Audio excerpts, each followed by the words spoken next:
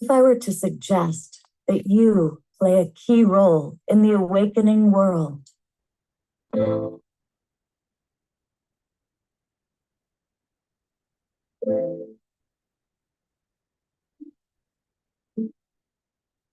that you are watching this because you have heard the call,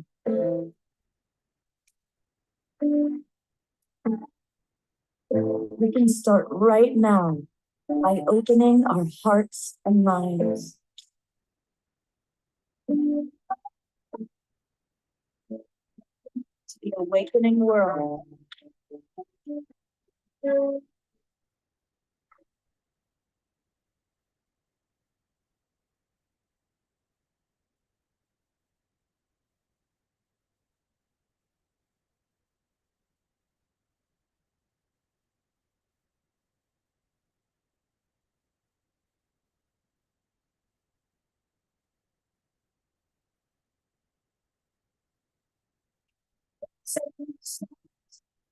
For loved ones, we're coming together, stronger than ever, not divided.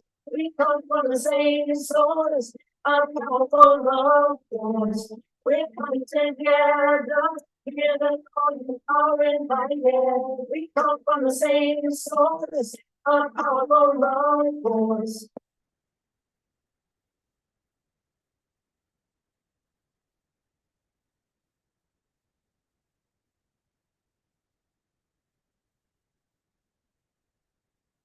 Good evening, everybody, and welcome to the Awakening World.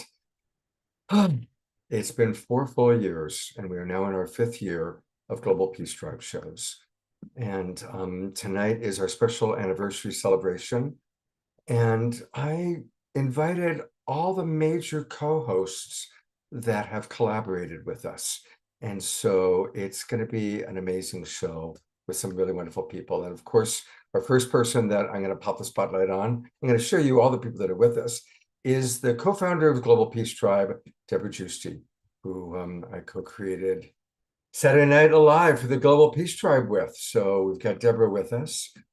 And also, welcome. Hello, everyone. Welcome. I'm going to bring everybody on board first, then we're going to go back to you, Deborah, and chat a little bit. The person that I also did along, of course, the most co-hosting I've done has been with Deborah, but also I did a lot of shows with Trish Wright. First we called it Straight Talk, and then we called it different things at different times. But we worked together for 3 years, and I am so grateful. Thank you, Trish, for dropping in. And I know our audience is going to look forward to hearing about what you are up to. Thank you. And then someone that I co-host with once a month now, Tangela from Soul Search is with us tonight. And I'm really enjoying our regular collaborations. Thank you so much. Thank you, Scott. It's always amazing to be here with you and the whole Global Peace Tribe. Love you guys so much. We love you. And Eden Amadora, who is now also somebody that I've been co-hosting with for 3 years, does a lot of the shows with us. So she's quite wonderful. Omar Shar is in England. Obviously, he is the person who has been my main guy. And he's in England taking care of his mom, but we're going to hear a video that he created. We're going to hear from him a little bit later on in the show. I do want to acknowledge, though, we are going to have live music with Johanna Beekman. Johanna, welcome. And Johanna just played live in Ashland at the Haven last night. I feel badly, I wasn't there. And one of her comrades goes all the way back, Larissa Stowe. And when we play the Saturday Night Alive trailer, our original theme song for Saturday Night Alive was, of course, Larissa's amazing song. And so it's perfect to have you with us, Larissa. And honored to be here. So honored. It feels so good to be a part of this really beautiful community and all these beautiful people, that just keep coming back. It's amazing.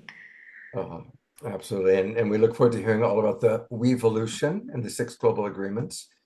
And then also wanted to bring back 2 main people that really helped make Saturday Night Alive for the Global Peace Tribe happen, Jan Kaplan and Jay Mayer. So we've invited Jay and Jan, and we're going to take a look at a couple of their videos. They always provided wonderful videos and wonderful support for us.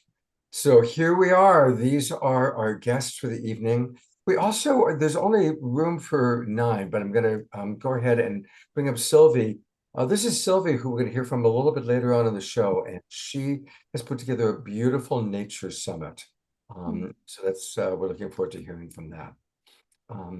And we also have a beautiful video. I did an interview with Marianne Williamson yesterday, and she shares her vision for an awakening world. And so as we hear her vision, we want to hear all of your visions. So we're going to hear from our co-hosts, their visions for an awakening world.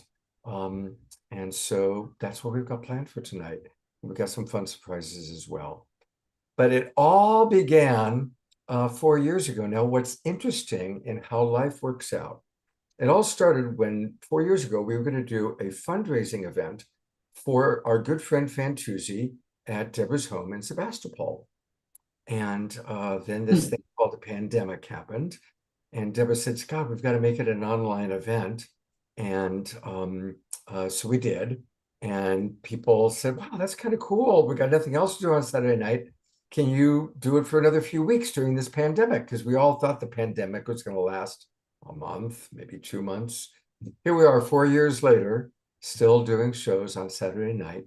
But the great irony is I scheduled this about 2 months ago. Deborah and I were talking, working on our calendars, which said April 13th would be our anniversary show.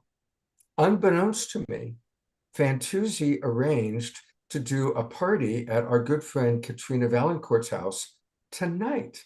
So I'm coming to you from a Fantuzzi concert happening downstairs. Fantuzzi will come in and say hello at some point during the show. And then at the end of the main body of the show, I'm going to live stream his concert out to you. So it's totally full circle, Deborah. Yes. And it was so beautiful because we had known each other for 30 years in community, but hadn't really worked together. But at that time, we both got the message. We both got the mission. This is what we need to do now for our community. And we found out our community was not just our Northern California that we knew, but it was global. So we really reached out to thousands and thousands of people all over the world. That was so beautiful, and gave them a lifeline during this time when people didn't know what was going on. But bringing together the community from all over and really honoring that it was a birth canal that we're going through, and we're still connected, and we're still on mission for the evolutionary purpose of the planet, and we're all connected in love. And that was always the basis of our programs. And what I love too, Scott, is that we went to a lot of the big speakers, Deepak Chopra, Marianne Williamson, Greg Braden, and I knew all of them because I go to all the festivals and conferences, and asked them if they could be there. And everyone was, yes, we want to help. We want to do something.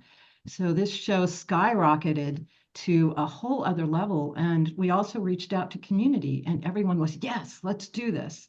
And this really shows what we can do in the world when we come together and we all on mission and we all collaborate at high levels. And we were getting 50,000 people from all over the world watching Saturday Night Alive every week. So it just became a beautiful phenomenon. And I've gone on Scott, I honor you so much for keeping the flame alive and doing this every single week and continuing to bring the incredible people that we had every week that came on every week. We did 90 shows of Saturday Night Alive. And then, of course, Scott continued on The Awakening World. And what I want to say is I went on to kind of go back into my mission of networking around the world. And I want to say that we are still awakening, even though the world looks like it's disintegrating and all the stuff is coming up, all the dysfunction is in our face. We're really in this purification process, and there's more people awake now than ever before. And more truth is coming out than ever before of lots of things that have been hidden in corruption, in the economy, even UFOs, and healing technology is now out on the forefront. So there's so much is now alive. So as much bad as we see in the world, there is as much good And we're behind that, and we're all on mission moving it forward. So I'm still really excited. I'm going to all the conferences and festivals because they're all coming back now. And that's kind of my lineage of producing the Harmony Festival for 33 years and networking our incredible community as we all continue to come in our missions and connect and collaborate at high levels. So I love what you're continuing to do here, Scott. As you know, we meet every week still, and I support this as much as I can. And I love all the hosts and all the speakers, and it's just a beautiful thing. So I'm still really on board as a mama to help this and everything we can, whatever spirit tells us is our next assignment, we're on it, all of us here as a Global Peace Tribe. Beautiful. So. Well, I thought it'd be fun to play the trailer, the kind of promotional trailer we created a few years ago. So let's take a little ride back into this Great. 3-minute video, which or 2 minutes and 17 seconds that'll bring back some memories. Which hopefully will play. Oh, this does this sometimes. So if I open it a second time, it should play this time. Oh my gosh. Why is that? So I am going to try a different way. Share sound, advanced. This is a reminder of how we have just continued to learn how to work with Zoom. And anyway, hopefully now it's going to play. Lately I've been having a problem with it where sometimes I've got it queued up, it plays before the show begins, but then once I'm on Zoom, it's being ornery. So I have to find it because I'm using the advanced settings. Here we go.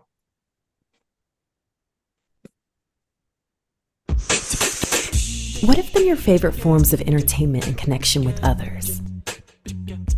Were most of them shut down by the pandemic? It sure has been a tough time. Out of the dark of an unprecedented year, an incredible online community was birthed. It's Saturday Night Alive for the Global Peace Tribe. Ready for community inspiration and magical moments online? Since April 2020, this dynamic show has touched the lives of people all around the world. Join prominent luminaries, musicians, magicians, and comedians. This is your chance to relax and enjoy uplifting entertainment and inspirational messages from the comfort of home. Together, we are creating a new paradigm. Saturday Night Alive showcases internationally acclaimed speakers, best-selling authors, and wisdom keepers. Let them illuminate your path with tips, tools, and insights. It also sheds light on many timely topics. Discover how to master your relationships. Dive into the secrets behind ancient history. Receive deep wisdom from indigenous elders, and much more. Dance along to live performances with high-vibe musicians and hear what these brilliant performers have to say. Experience major artists from the Conscious Festival circuit and beyond. You'll be dazzled by our conscious comedy, magnificent magic, and spoken word. The show is meeting our needs during these critical times. Saturday Night Alive delivers inspirational wisdom, community connection, and positive vibes. Join us every Saturday night, 6 p.m. Pacific, 9 p.m. Eastern, or catch the replays. Register for Zoom Room access. Enjoy live chats and a pre-show experience with presenters and the Global Peace Tribe. Saturday Night Alive for the Global Peace Tribe. Find out more and register now at globalpeacetribe.com.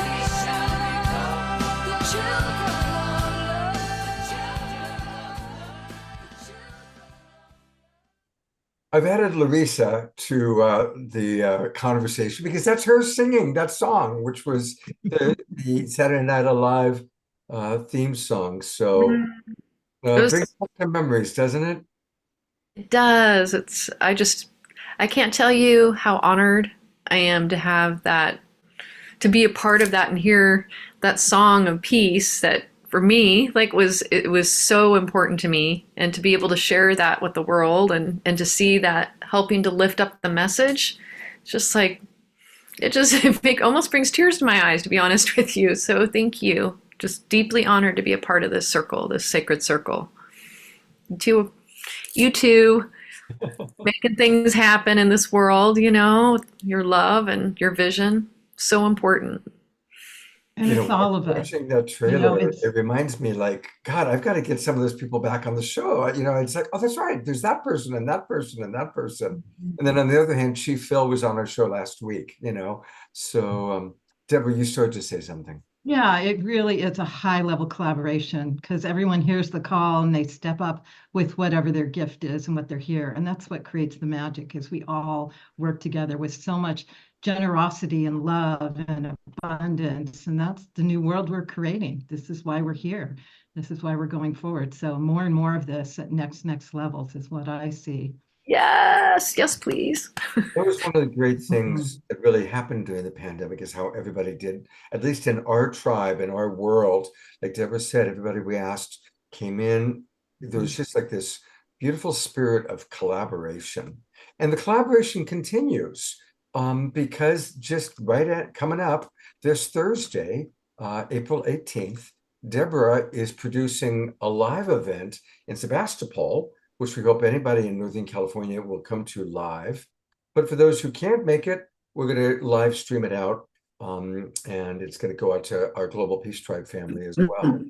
And it's featuring two people that I met through Deborah, the Twin Ray, who I've become very dear friends with and have been on this show probably 20 times.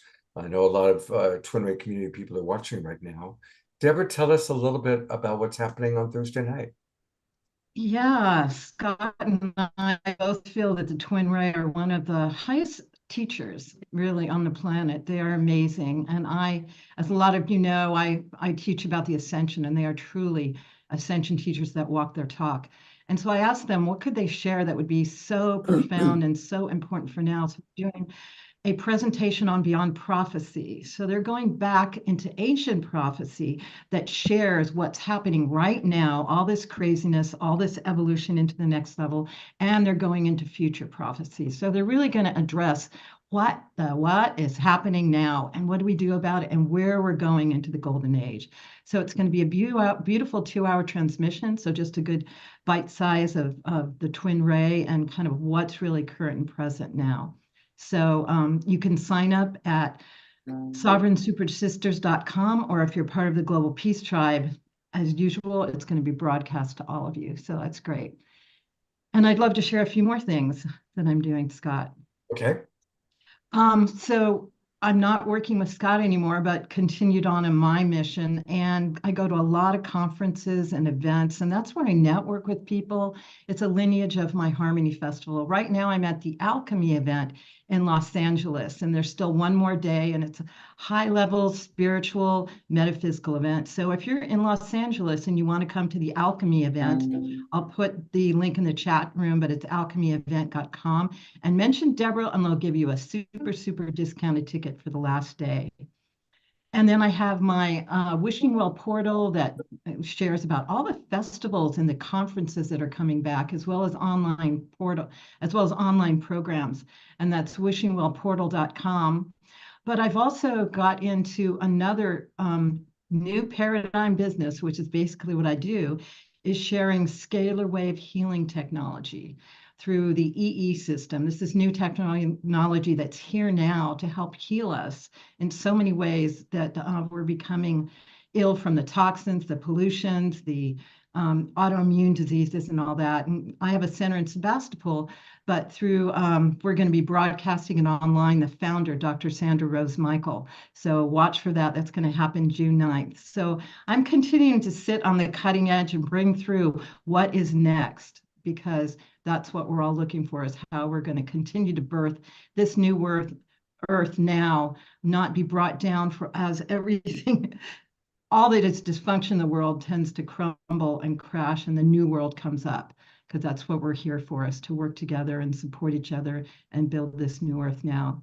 And I'll put everything in the chat room. Beautiful. Deborah, thank you. Love you, Scott. continue to do, for some of us go way back to when she did the Harmony Festival for 33 years, which was Mhm. everybody's favorite festival. And look forward to seeing what collaborations we get to do next. And I'll see you on Thursday night. Okay, love you all, everyone. Thanks, Deborah. Well, it's always been about combining music with wonderful presenters. And someone that I met again through Saturday Night Alive was Johanna Beekman. She became one of our most popular musical artists, but then she and I now also co-host. And she's been a wonderful co-host. We've done a few shows together. But tonight she is our live musical artist. Welcome, Johanna. Hi, Scott. It's great to be here. Can you hear me okay? For some reason, Yeah. I sound quieter to me here. You sound good. You sound good.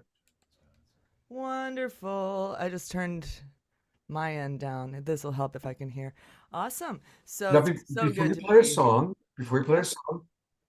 what's your memory from that time? Is there anything that stands out for you?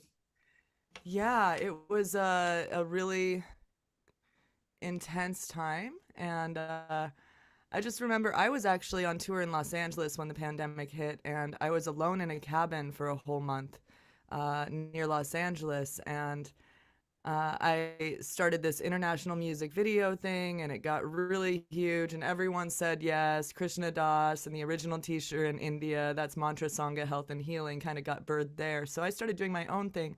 And then we met really soon after that, right when I got home and figured out, okay, I got to set up my studio different. I got to be able to do all of this, lighting, sound, and, it changed because I've been touring, It's a different world, and it was just a really great opportunity when we started to connect because I just created the video world and was really enjoying using a different side of my artistic brain to work in these realms. And you were doing the same thing, bringing people together. And I just have so many incredible memories of Deborah when you were on there, and Scott. We had all of those really big names right at the beginning, and I had been at a few conferences with a few of them, but thanks, Deborah, for all of your connections. I mean, it takes all of us to, I call it pollinator, like is what I call myself. I think you're the master J-Ma, the master pollinator of the bunch. And so thank you for your selfless service and years of devotion to this community, and you just paved the way for the next generation, which I seem to be in. So thank you, Scott, thank you, Deborah, thank you everyone in here who's contributed and created this beautiful community that we all really relied on during one of the most hard times in my life. And I think we could all probably raise our hands and say that it was also difficult. So, but it was also the most heartening time because we all got to connect in a different way wherever we were. The tech revolution has brought some blessings that, Scott, you have run with. So thank you, thank you, thank you. Every Saturday night for 4 years. Dang, that's a lot of life that you've dedicated to this. I'm putting into the chat box your Mantra Sangha video. I had actually thought of playing it tonight, but since we get to have you live, we're not going to do that. But everybody, this is one of the great videos that I've seen. It's her Mantra Sangha video. I don't know how she did it. She has people from all over the world, Krishna Das playing music, dancing. It's an incredible, very inspirational video. So for those of you in the Zoom room, I'm putting the link into the chat box. You can also find it on her website, which we'll take a look at after her song. What song do you have for us tonight, Johanna? Well, this is one that will be released. Oh, we can't hear you. Oh, what happened? Not at all? Something happened. You're almost like the mic is out. Oh, no. Hello. Hello. Yep, now we hear you. Aha, there we are. Yay. I just unplugged it a little. That doesn't work as well.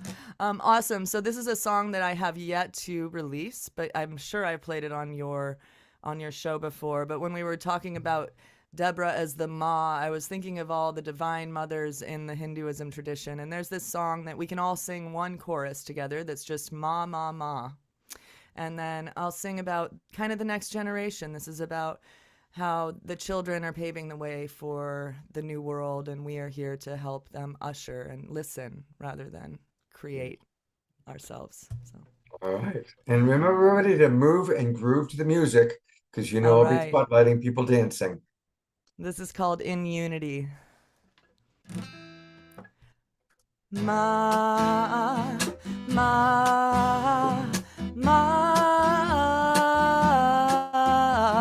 ma, ma, ma,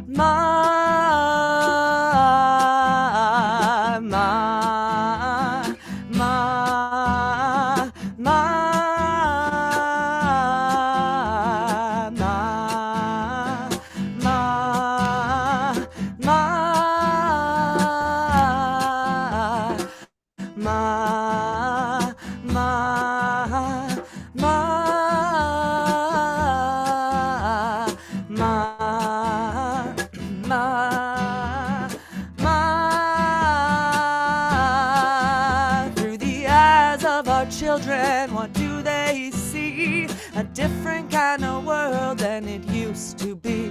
We ought to lift them up and look into their eyes and guide them to reach for the sky. Yes, we've got to have faith and love and synchronicity. We've got to breathe in love and exhale all the greed. We've got to stand in light, ignite the dark. We've got to fight for love, illuminate our hearts. Sing ma, ma, ma, ma, ma,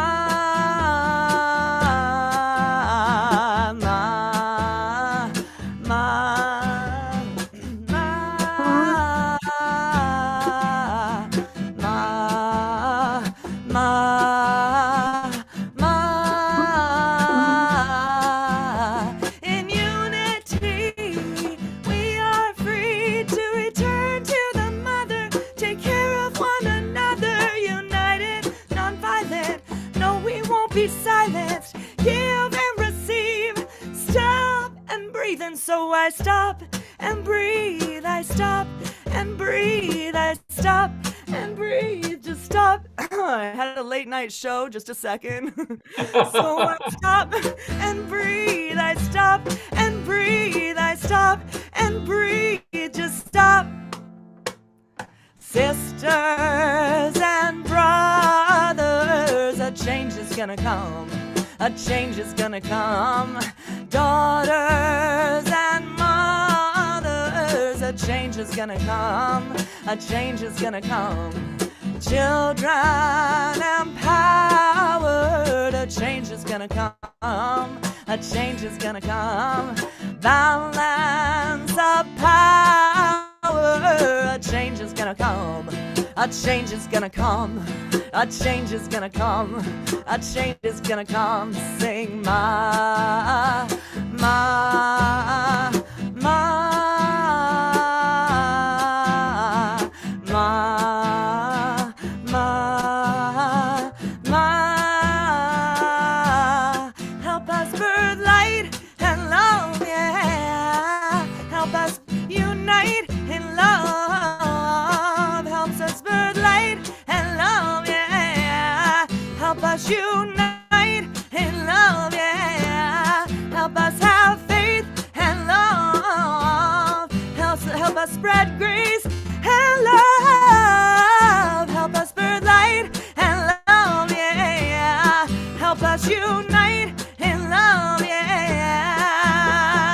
Ma, ma, ma.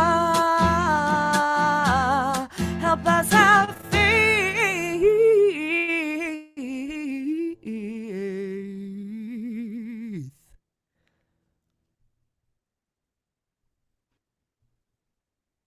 And so I'll give her a good Global Peace Tribe twinkle. And let's give a little twinkle to Chad on the drums. Thank you, Chad. I so appreciate Chad, who I've gotten to know when you've come to Ashland and all the support he provides. Thank you so Mhm. much. Yeah, and I wanted to just pop in and just say I have been on the road touring my butt off again, singing at all the yoga festivals, singing my Dharma path, and I had one moment that I wanted to share here in this community because I was in my friend Sienna Sherman's class, and for this time I got to actually practice and be in the audience because I'd been working so hard, and I usually play for her, and I got to be there, and someone hurt themselves next to me, and I'm that person who's like, okay, I'm gonna go get ice, and I kind of produce as well when I'm at a festival, and this woman just kind of froze when I went to get her ice, and she's like, I'm sorry, what's your name? And I'm like, I'm Johanna Beekman. She's like, what? I've been watching you on Global Peace Tribe for years. Her name was Janet, I think. And it was in Sedona last month. And it was just the sweetest moment. And it just really reminded me how many ripples that have been created by this movement and how many lives have been touched. So thank you, Scott, for that. It's really, really beautiful that we can all serve each other and recognize each other and see each other in a different way. That. Thank you. Yeah. We're going to hear more from Johanna, but I do want to remind everybody that you can find all things Johanna at her website, which is johannasings.com. There's a lot there. You can, of course, get her music. Bandcamp is usually the best way, I think. Spotify. There again is the Mantra Sangha video that I talked about. It is so beautiful. I tell you, if we had time, I would play it tonight. It is so gorgeous. Heartbeats one, there's an interesting thing, Johanna. When you played in Ashland in the fall at the satsang, we recorded it, of course, and there was a prayer that Sanandaji led, and you played that song kind of in the middle of the prayer. It weaves in. Well, that prayer, we play it every day for the last 4 months. So the entire Twin Ray community hears that one heart song every day during Sanandaji's prayer. So it's amazing how these things carry on. We can't hear you. You're muted. I am not muted. What is happening? But now you can hear me. Now we can hear you. Wonderful. We like I was hearing just saying, I think you have inspired us to shift our direction and play Heartbeats one for our second song, potentially. Thank you so much. That for would be awesome. That would be great. Yeah, thank you. I know the Twin Ray people would love that too. Oh, Julian. yeah, that would be beautiful. All right. I look forward to it. Well, as Deborah was saying, we had the experience of different people being available, and it was really amazing, all the people that we were able to find to get onto our show. And one of the people that has continued to be a big part of our show is Marianne Williamson. And I did an interview with her yesterday. And I'm going to check and make sure that the video is queued up and will play, because these videos have been a little bit ornery. Most of you know that she is actually still running for president. Now, an interesting thing happened. Of course, she ran 4 years ago, and then she ran again this year. And in late January, one of her key people that I work closely with let me know that she was getting ready to quit the race and that she was feeling pretty discouraged. And so we decided we wanted to really honor her.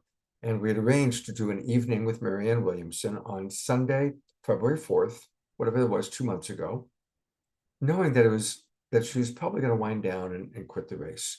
So I arranged for Andrew Harvey, Michael Beckwith, and Catherine Woodward Thomas to all provide beautiful videos acknowledging her.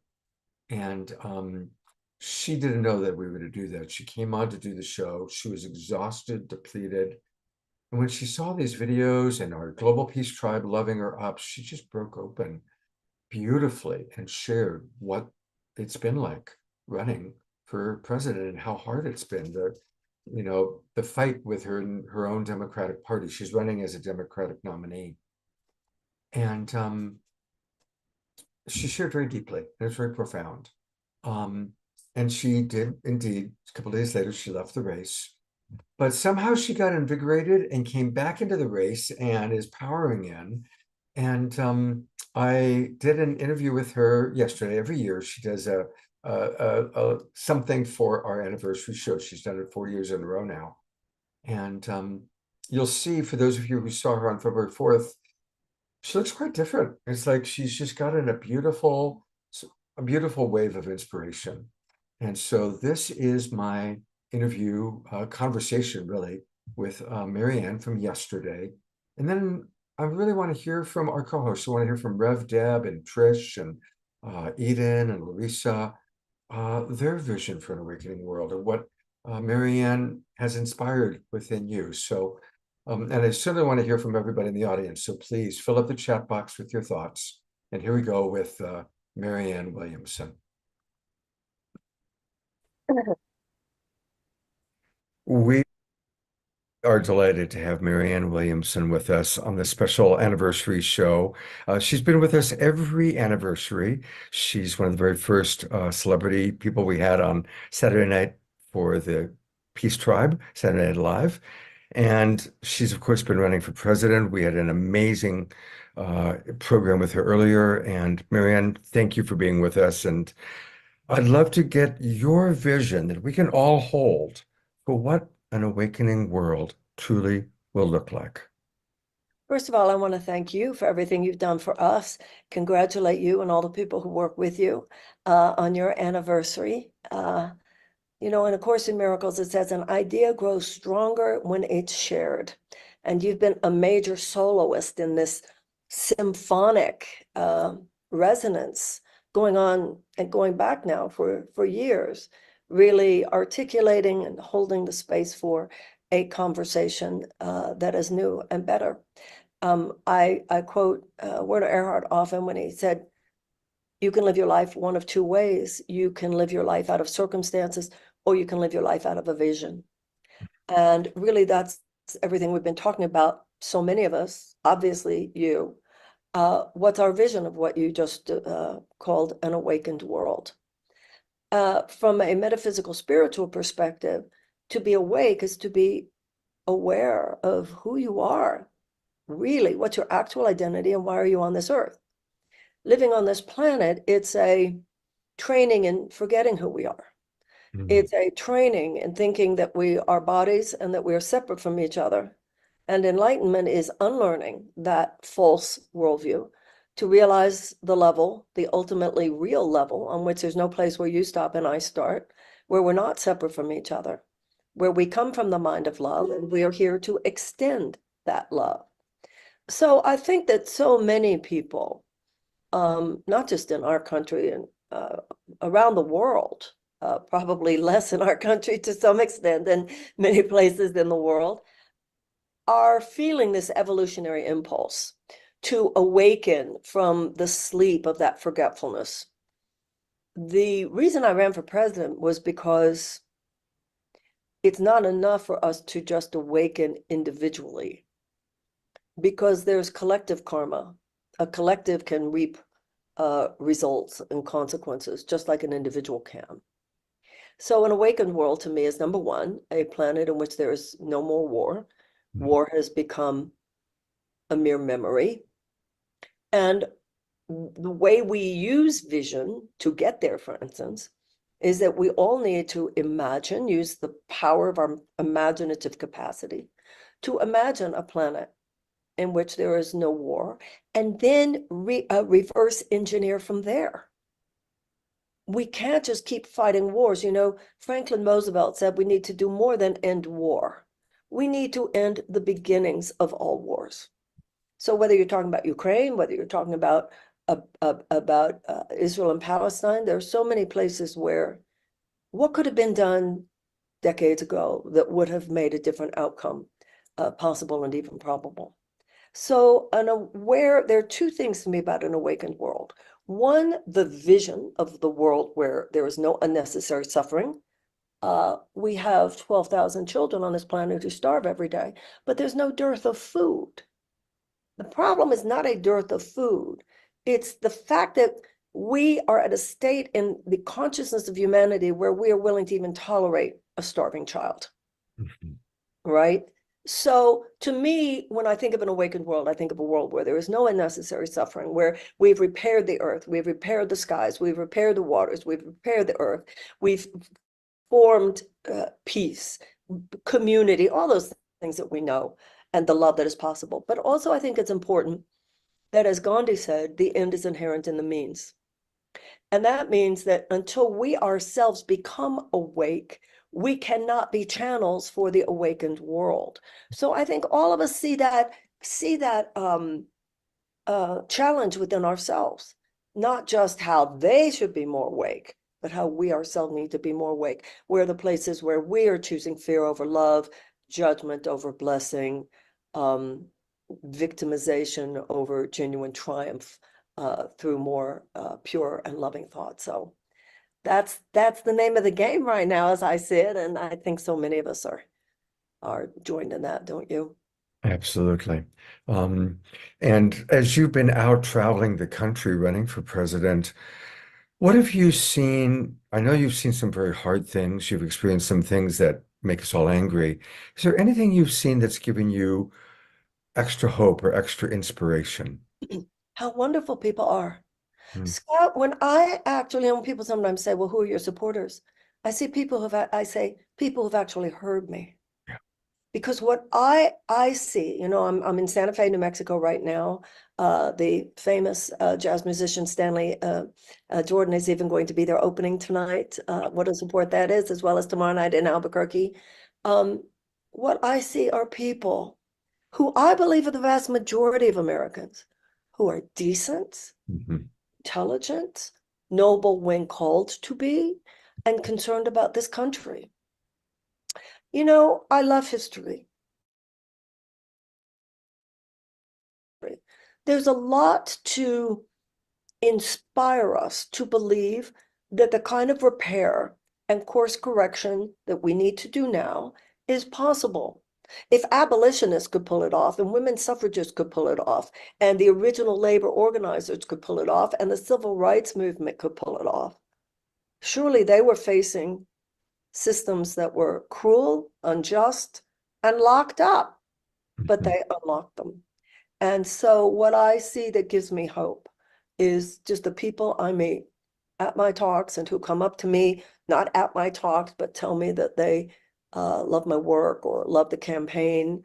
And of course, that's why there was such an effort to suppress it, but that's okay. I mean, it's not okay, but for the purposes of a conversation where we need to hold the vision, it's okay, and life will do what it does. But when I'm actually out there talking to people, and I'll be in a whole room of people, 100, 200, 300, nobody's looking at their phone. Mm. Everybody's really listening. Everybody's listening, not just to me, but to other people when they speak. I think Americans crave meaning right now.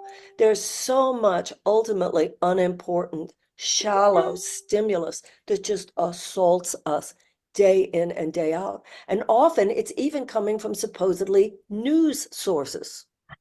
So it's almost hard to know, where do I look for meaning?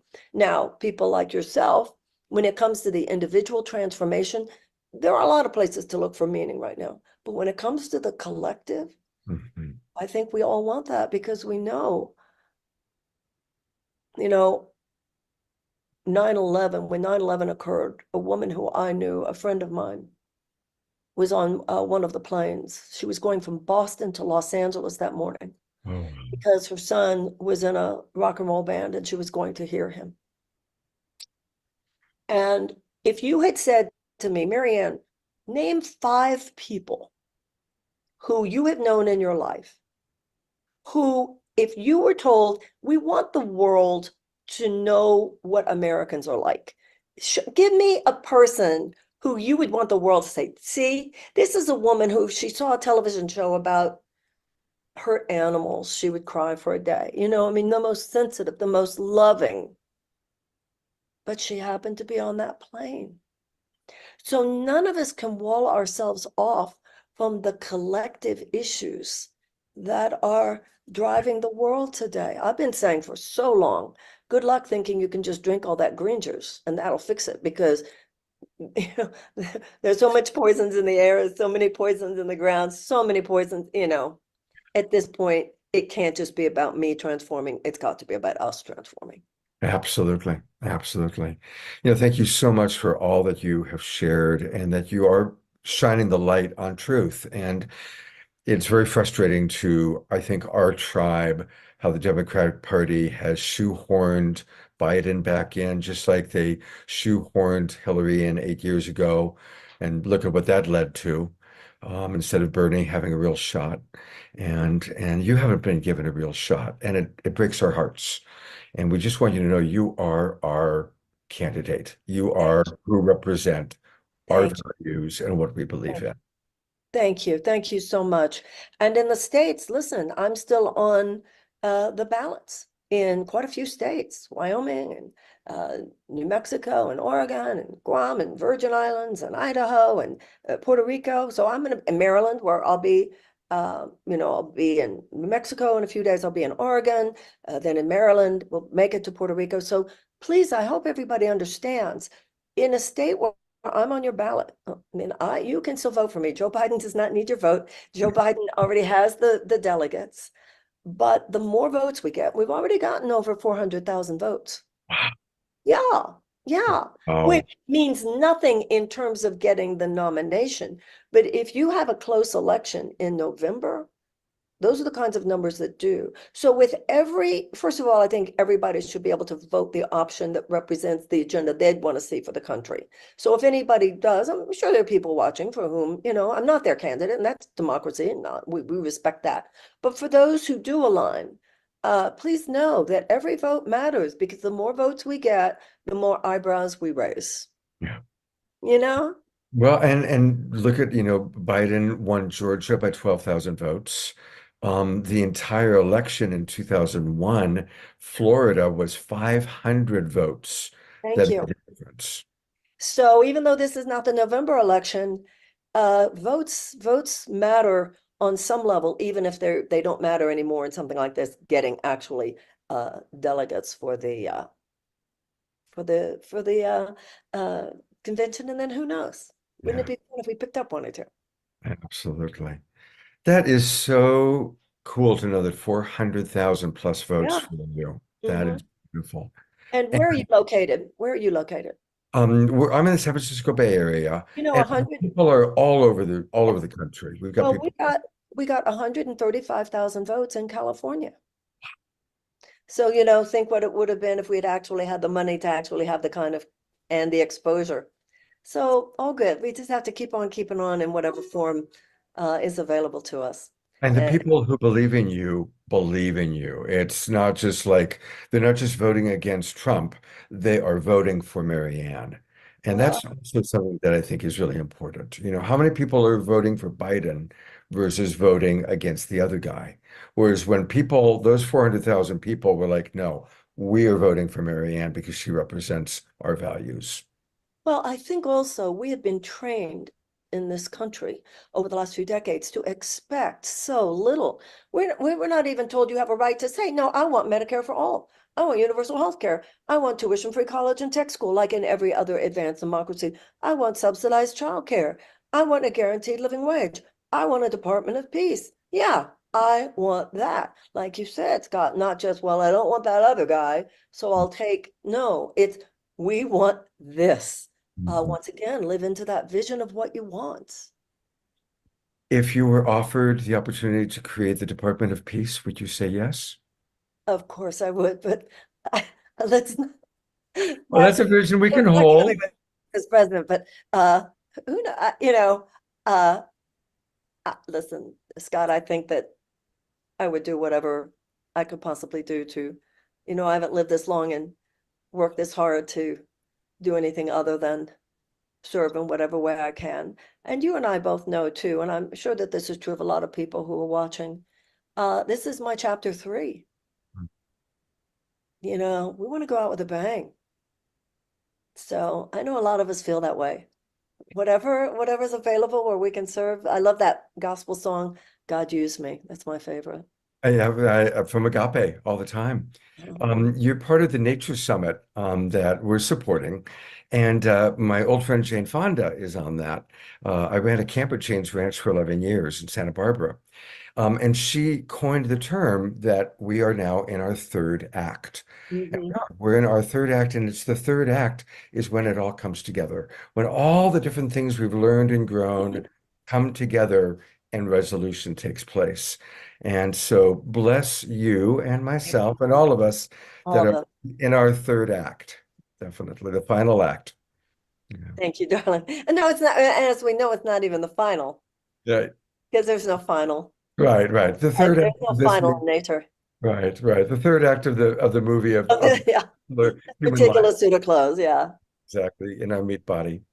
Thank you so much, Scott. God bless you, Marianne. Thank you so much. Have a great time at your event tonight, and thank you for taking Thank you. time for And congratulations to you. And I know I thank you on behalf of everyone who's part of this tribe, as you say. Thank you for all that you contribute. Absolutely. Look forward to seeing you again soon. God bless, darling. Thank you. Bye-bye. Take care. So I've brought up 5 amazing women that I love and adore that have been co-hosts for these shows, and want to hear what each of you say. I'm going to just start with one thing. Did you notice how she was just beaming when the suggestion was made about starting the Department of Peace or running the Department of Peace? So let's all hold that vision, because that's a possibility. That could happen. That is in the realm. So I'd love to hear each of you what you'd like to share in terms of response to what you just heard or your own vision for an awakened world. Yeah. Go ahead, Larissa. Well, what really comes up for me is, this is a time of a really big contraction. And that contraction, we see that as war, we see that as polarity on the planet. We're feeling it economically in all these different ways. But the truth really is that this contraction always happens before there's a really big expansion. And if we're going to move from like this idea she was talking about of war, I don't think we can even think about it in the same way. It's like, rather than focusing on being different, like how do we stop war, rather than thinking about how to stop war, what comes up for me is like, how do we create the new paradigms of really focusing on what we want? So coming from that place of, okay, I want to, like what we're doing here, which is, and Deborah brought up like how we're all weaving, and you bring up, Scott, it's like we're truly collaborating from this place of love and weaving together. When we come together in this inspired space of love and remembering what we come from, because that's just who we are. But it's like this necessary forgetting in order to grow, right? And if we choose to really create from that place of love, we won't even be in a space of even thinking about creating more from war, because it won't be me, mine. Because when we gather together and we're here to support each other, that just doesn't even exist. And we're not trying to change what is out there, rather than come from what we want. So, talk about, like awakening. I think the awakening is just remembering and acting from that remembering together in that collaborative space. And it has to be the we of us. This is really, I've said it so many times, but there is no more evolution without weevolution. There just isn't. We're being asked to not evolve so much as we evolve. Like, how do we do this together? How do we move from that place of collaboration that is centered in love? So that's the gist of it for me. That's what comes up when I, hear her speak, and when I think of what we all stand for here together. I love what you're saying, Larissa. It does take collaboration. And what many of us, even in our community here, are unwilling to see is how we show up in choosing not collaboration, but in choosing to dig into our beliefs and into the violence of being right. And so I think that what it really takes is for us to sit in the discomfort of our own terror of being separate from ourselves or from God or from any of the materials that we long for and desire, and to actually like to look at that insecurity and that not enoughness. I mean, individualism is kind of killing us all in the world. Yes.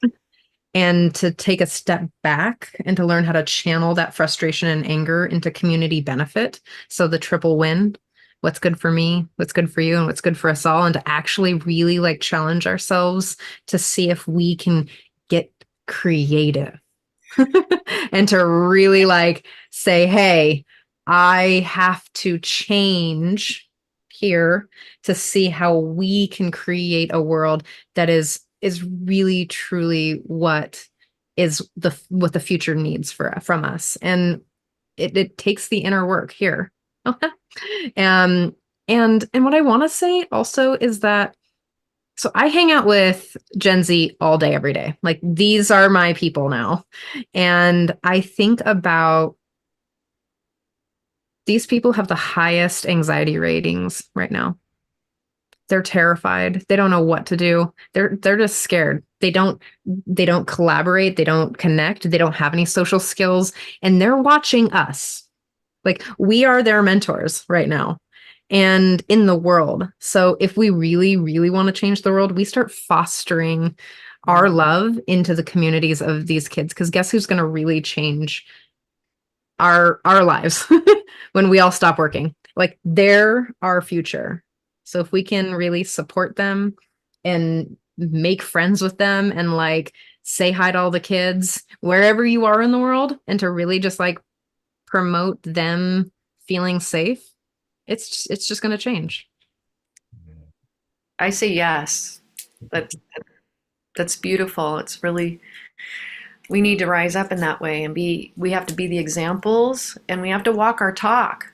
We have to do it. It's like, it's the time is done of us just talking about it. It's like, how do we really embody that transmission and lead the way for those kids and for ourselves, for each other, you know? And I swear to God, we're like still toddlers at it. Like, we talk a really good talk, but we're toddlers. And I say that even for myself, you know. It's like, you know, when the triggers come up, you know, in community, and how do I be with that within myself, you know, and the way the world is, we're all looking at each other now, you know, we all see, and it's like, if there's out of alignment over here, it spreads really fast. Like, we all know stuff about each other. You know what I mean? You can't help it anymore, the way social media is. And so it's calling us all forth to really deepen and move from that I, me, mine, really into what you're talking about, which is, it's the we, you know. And how do we take care of each other? How do we have each other's back, instead of focusing so much on how do I get where I want to go? That's done. It's just, that's the way that's been hurting us. It's been killing us at the core to be, you know, moving from that place. So you're right, Trish, you're so right. You know, we do need to be that. If people are feeling really inspired, which I imagine almost everybody is, by what Trish and Louisa are talking about, I want to point you to two things that I put into the chat box. This is an amazing one-page document, the 6 Global Agreements of the Wevolution. And Louisa did an entire 3-hour show with us. I've also put the link to that show into the chat box. It's a beautiful show. There's a beautiful video she created, and there's these 6 beautiful principles to create the world that we all want to create. So I really want to encourage everybody, save the link to that video, watch it tomorrow, or watch it soon. God bless you, Larissa, and the Wevolution, and Trish. You know, as each of you speak, it's like, oh my God, I just love each of you so much. And I want to hear from Rev Deb, Eden, and Tangela. I'm going to put the spotlight on Rev Deb. Most of you know her, but she is who helps to run the Evolutionary Leaders Network and the Source of Synergy Foundation. She is tireless in her commitment to evolving our planet, and she's just really, really cool. So Rev Deb, I'm going to put the spotlight on you and love to hear what you'd like to share. Well, thank you, Scott. I love being called cool. Thank you so much. First of all, I want to start by saying what I love best about the Global Peace Tribe. And that really starts with the name, the Global Peace Tribe. The minute I heard that, I knew that you and Deborah were up to something really special, that you are gathering the tribe in a way that's so important. Everybody talks about our need, our yearning for community. And not only have you gathered an extraordinary community of people who are leading this evolution at every level, but you also have committed yourself to showing up for that tribe every single week. Congratulations on this anniversary landmark. It's something so special and so inspiring. So I'm really thrilled to be a part of it. And it's been a joy to bring on some of our evolutionary leaders. You already had on many of our luminaries when you were doing Saturday Night Alive. And I love that since then you've asked me, who can we bring on that people don't know so we can share their work? And what I just saw in the comments to Marianne's video is the extraordinary level of alignment in this community. So everybody's nodding yes to everything that everybody else is saying. Where do you see that, especially in our divided world today? And I also want to say a few words about this interview that you just played with Marianne Williamson, which I thought was just beautiful and deeply touching. I've actually known Marianne for, I hate to think about this, but I think it's kind of like 40 years. Ever since she used to come to Town Hall in New York to inspire people living with HIV and AIDS with her deep knowledge and understanding of A Course in Miracles. And she was such a gripping speaker that she could fill this huge theater in New York week after week, just speaking and answering questions and being available to people, and especially to people in deep need. And so ever since then, I have considered Marianne to be an oracle. It's like she opens her mouth and truth emerges in such a powerful way that you can't help but get it. And so when she entered the political arena, I was a little nervous about that because, you know, we've all seen that's not a place for deeply sensitive people. But she has so much courage. And I was thrilled to see her tonight because I know what kind of trauma she's been enduring with the way she's treated by this kind of crazy election process that we have in the United States, where somehow we're given candidates and there don't seem to be alternatives. And where are all the brilliant visionaries, you know? But Marianne, she's not afraid. She's not afraid. When she gets knocked down, she comes back up. And to see her again relaxed and just sitting in her truth and speaking from her heart was very, very inspiring. And I loved some of the things that she said. Well, when she said that we're all experiencing an evolutionary impulse toward an awakened world, that, of course, is where I live as director of the Evolutionary Leaders Circle. It's all about that evolutionary impulse. And I believe that's what brought all of you here to this program, is that evolutionary impulse toward an awakened world. You feel it deep in your soul, and you know that you can be a part of co-creating it and bringing it into manifestation. And that is the hope that we need to hear. And that's why we tune in from week to listen to one another. And Scott, I love this about your program, to dance with one another.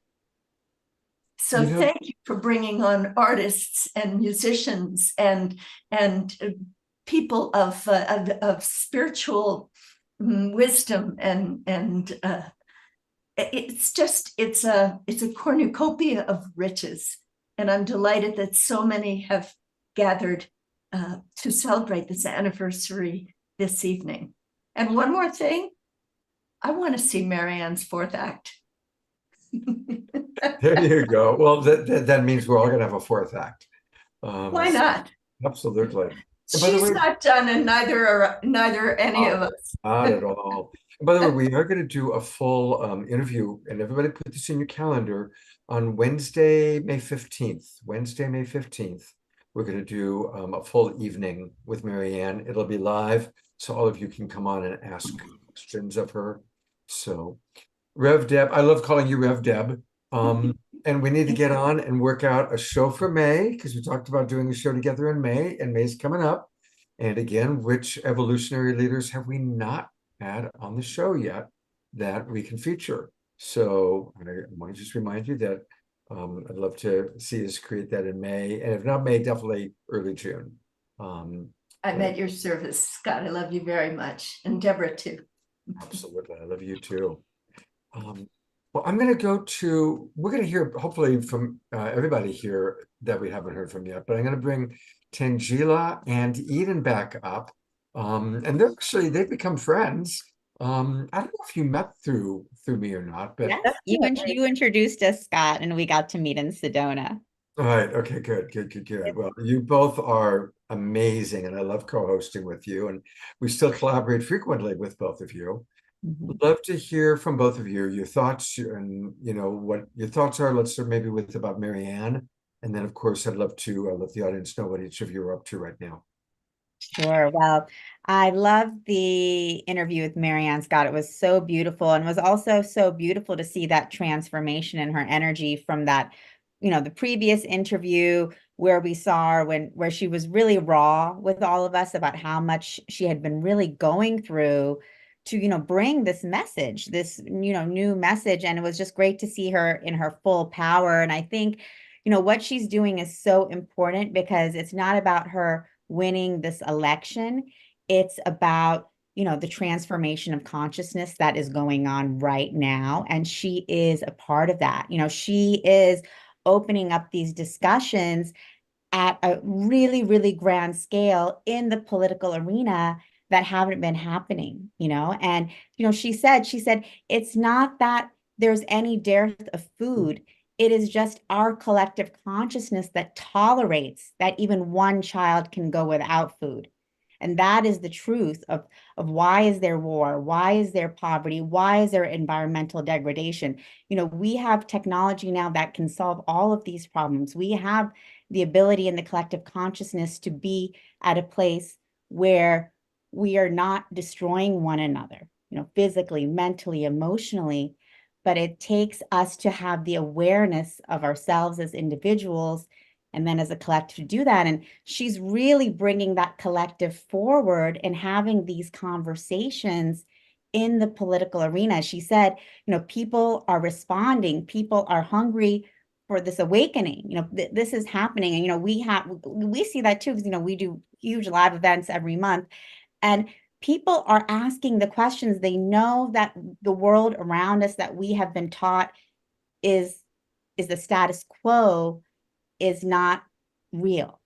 And now, as together we step into our power as individuals, we can begin visioning and then creating that new future together. And Marianne is really bringing bringing this whole country onto this new collective effort. And Scott, what you've been doing with the Global Peace Tribe, bringing everyone together here in creating that frequency, in bringing these conversations to light, so that we can start having them with more and more and more and more people. It's not just for us to have in the New Age community or in the spiritual community. These are the conversations that each one of us want to start having, in the schools, in our workplaces, everywhere, where we can begin to start understanding that the programs and boxes of fear, separation, are just boxes that have been created. And that's not the reality that we have to be living in any longer. The separation, based on, all of these false paradigms that we've all held on to for so long, they are now ready to crumble. And, it's a big shift that's happening. And I'm just so grateful for Marianne for bringing this to like the national, political context and forefront. And I just think it's amazing that, we have someone like her who is a really amazing spiritual teacher and leader starting this conversation at the national level. And, we're all here to support that as well. And we're going to keep bringing it out to the world with Larissa's Weevolution and like what Trish, you were saying about having these conversations with, the younger generation, that's what this is all about, is just having these conversations about who we are as divine creator beings, with everyone. Because, it doesn't matter if you use those terms, but it resonates, when we begin to understand our sovereignty, that begins to resonate with us and we can begin creating something different. Beautifully stated. Beautifully stated. I'm going to give a shout out to each and every one of you throughout the evening. And since Tangela just spoke, I want to acknowledge you are doing a great job of bringing in new audiences, and your Soul Search expos. When I go there, I see a lot of people that are not, this is all new. Like they haven't heard Larissa Stowe sing yet. They haven't been to Eden Amadora's, moon gathering yet. They haven't, they don't know about the evolutionary leaders. They're newbies. And thank you for bringing in the newbies. I am so grateful. And you're bringing in newbies of all ages, of all colors, of all backgrounds. It's really awesome, the work that you're doing, Tangela. Thank you. Oh, thank you, Scott. And yeah, it's exciting. I mean, many of you all here have been to our Soul Search Enlightenment Expos, and it's amazing. We have people from every walk of life, completely new to spirituality, old, young, Black, white, Hispanic, just people who have never heard of being a starseed, who've never even done a meditation, will come in and walk in and they'll say, I'm not even sure why I'm here, but I was called to be here. And suddenly they go and get a reading, or they go listen to a lecture on Akashic Records, or they, and you don't know what opens someone up. But once people start opening up, there's a whole new world out there. And it's just really amazing to see. It doesn't matter where you're from or who you are, what your background is, your soul resonates and your soul knows. And once your soul begins to hear this language, all of a sudden sparks start flying and a whole new world is born, so it's just amazing to see. And Scott, thank you for all your support of Soul Search and everything that we do, and the whole Global Peace Tribe community here. We're here to keep the community growing and growing and growing. For me, I love to see, we have over 1,000 people at each of our, register for each of our events. We have 2 per month at the minimum. And we just want to keep growing and having more, because for me to see, and a lot of young people, a lot of young starseeds come to our events, which I love. And they're like, we are looking for something like this.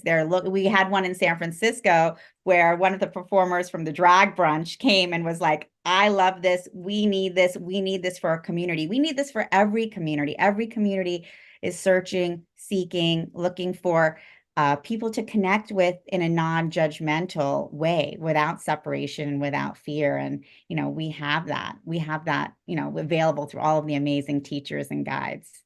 So if you are interested, just go to soulsearch.io and then /expos. So you'll also see, if you go to the main thing, make sure you sign up on the email list and look at all the places they're doing the expos: Carlsbad, Santa Cruz, Buena Park, Emeryville, Scottsdale, San Rafael, Santa Clara. And every time I look, she's added 2 more cities. So We actually have one this weekend in Carlsbad. So for any of you that are in Southern California, definitely come by Carlsbad. We have John Gray giving an amazing talk on enlightened sexuality tomorrow, as well as other incredible practitioners and healers speaking about quantum healing, feng shui, and of course, lots of incredible practitioners there. So for those of you who are in Carlsbad, come check us out. And then we'll be in Santa Cruz, Scotts Valley in 2 weeks. We'll have doctors JJ and Desiree Hertalk there, Alan Steinfeld doing a class on remote viewing, and John Gray again will be there, and many more. So, we love to see everyone live and in person whenever we can. Beautiful. Great work. And we'll be talking to Tangela more because we're going to talk about Soul Search TV, but we have not heard from Eden Amadora yet. And so I'm going to put the spotlight on you, Eden. You've brought some of my favorite shows you've co-hosted, the work with Mary Magdalene, and just the beautiful divine feminine energy that you bring in the way you carry yourself in life, and in the work that you do. So thank you so much for being such a big part of Global Peace Tribe. Thank you, Scott. I feel so honored. And you are holding the frequency. You are a compassionate, embodied, sacred masculine being. So thank you for what you're doing here. And I was too with Tangela on the show with Marianne. And wow, I'm so delighted to see her now in the interview that you played, Scott. When we had her on the show in February, I got the opportunity to ask her a question about the divine feminine. And at that point, she was, it was like she was pretty depleted. And in her state, she said, "Where are my sisters now?" And it was like there was a lot of charge. It was like, where are you in the 11th hour, the dark hour when I need you?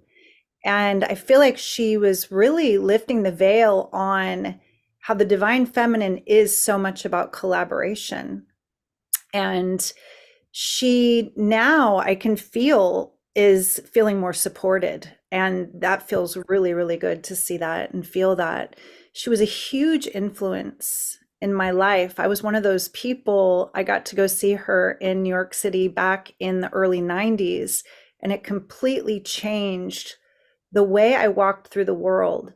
She invited everybody to look into the eyes of strangers and silently say, basically, namaste. Like, I see the place in you where the entire universe resides. We all know namaste here. It's like preaching to the choir, but for us to do that in the world, like Trish said, to lovingly smile at those Gen Zers, but also to those elders and to those veterans and to everyone from your heart through your eyes. That's what Marianne's gift was to me. And when I think about the divine feminine now, after meeting her as a young 20-something and feeling this powerful woman who can transmit and come from the heart, that's us. And not just in women's bodies. It's like living in the heart.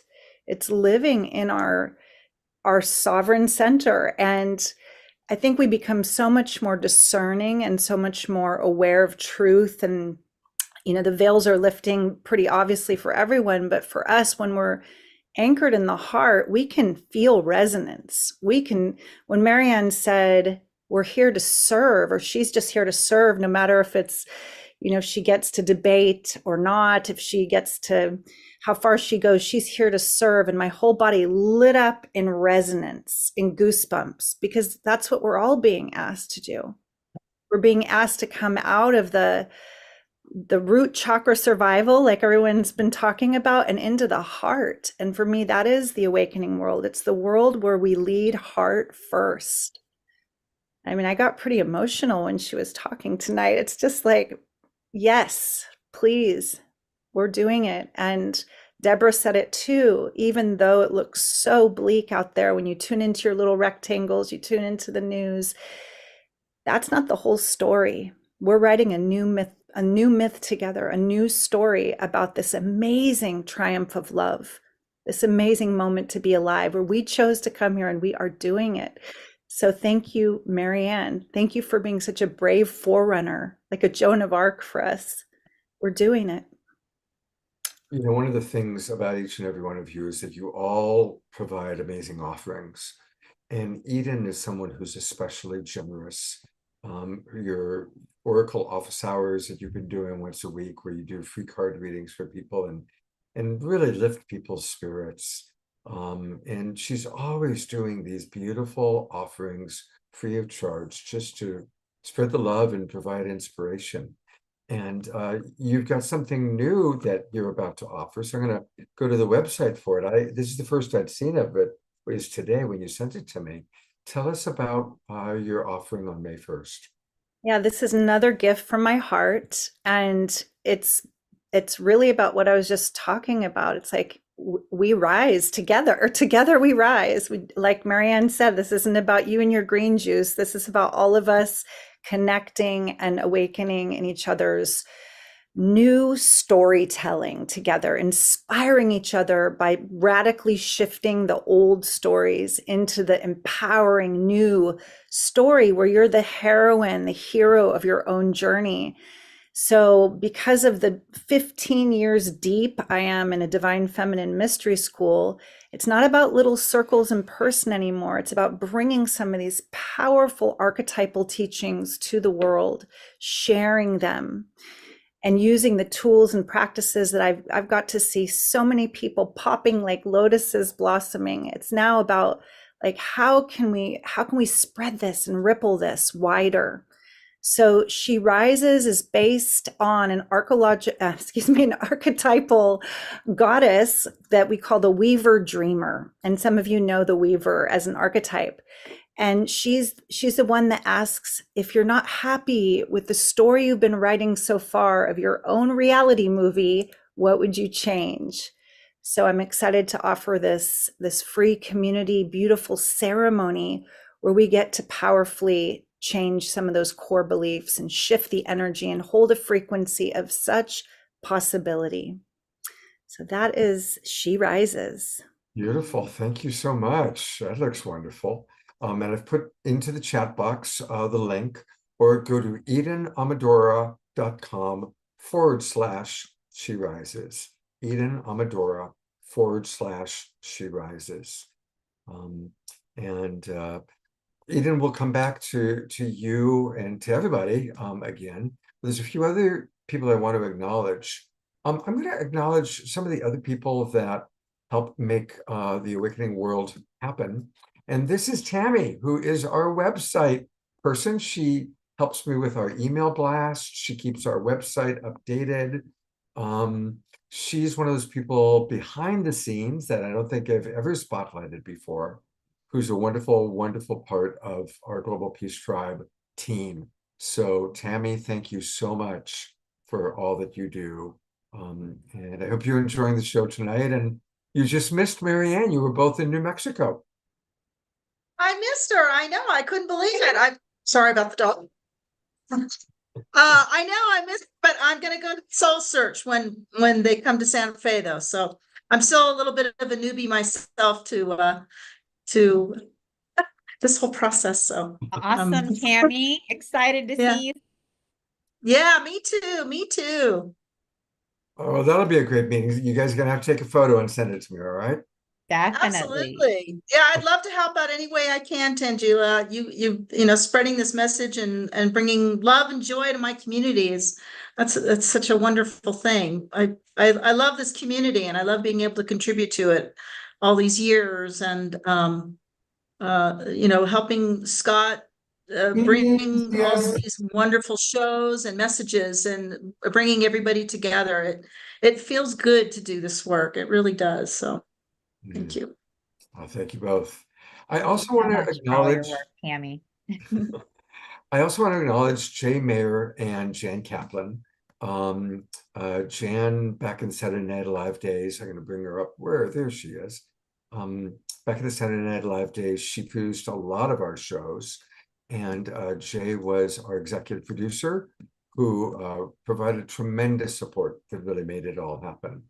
And they make music together. Some of you that are older timers remember some of their videos. And just 2 hours or 3 hours ago now, Jay sent me a new video that he and Jan have created together called Easy as TMZ.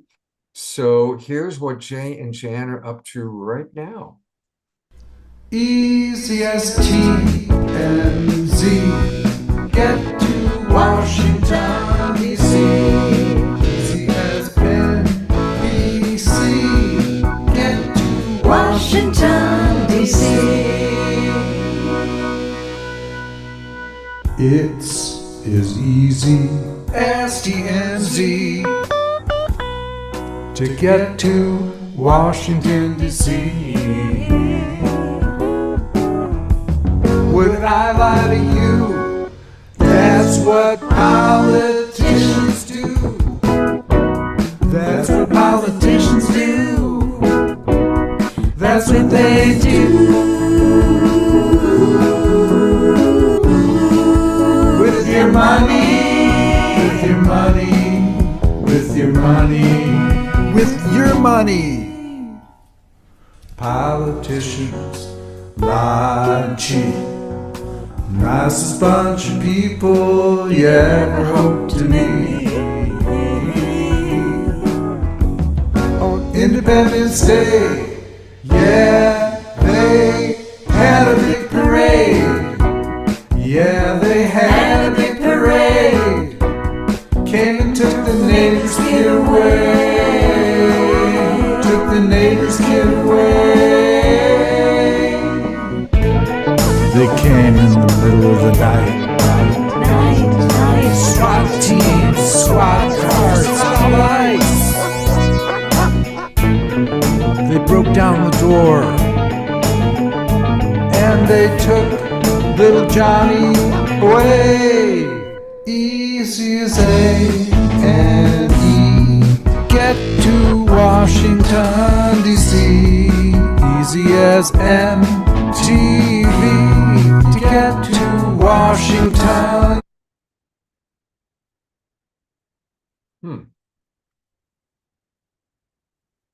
Well, I don't know why it's frozen. It's funny. I'm pressing play.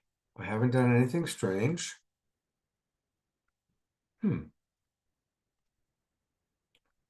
Well, I will have to put the link into the chat box and people will have to go watch and see how the video is.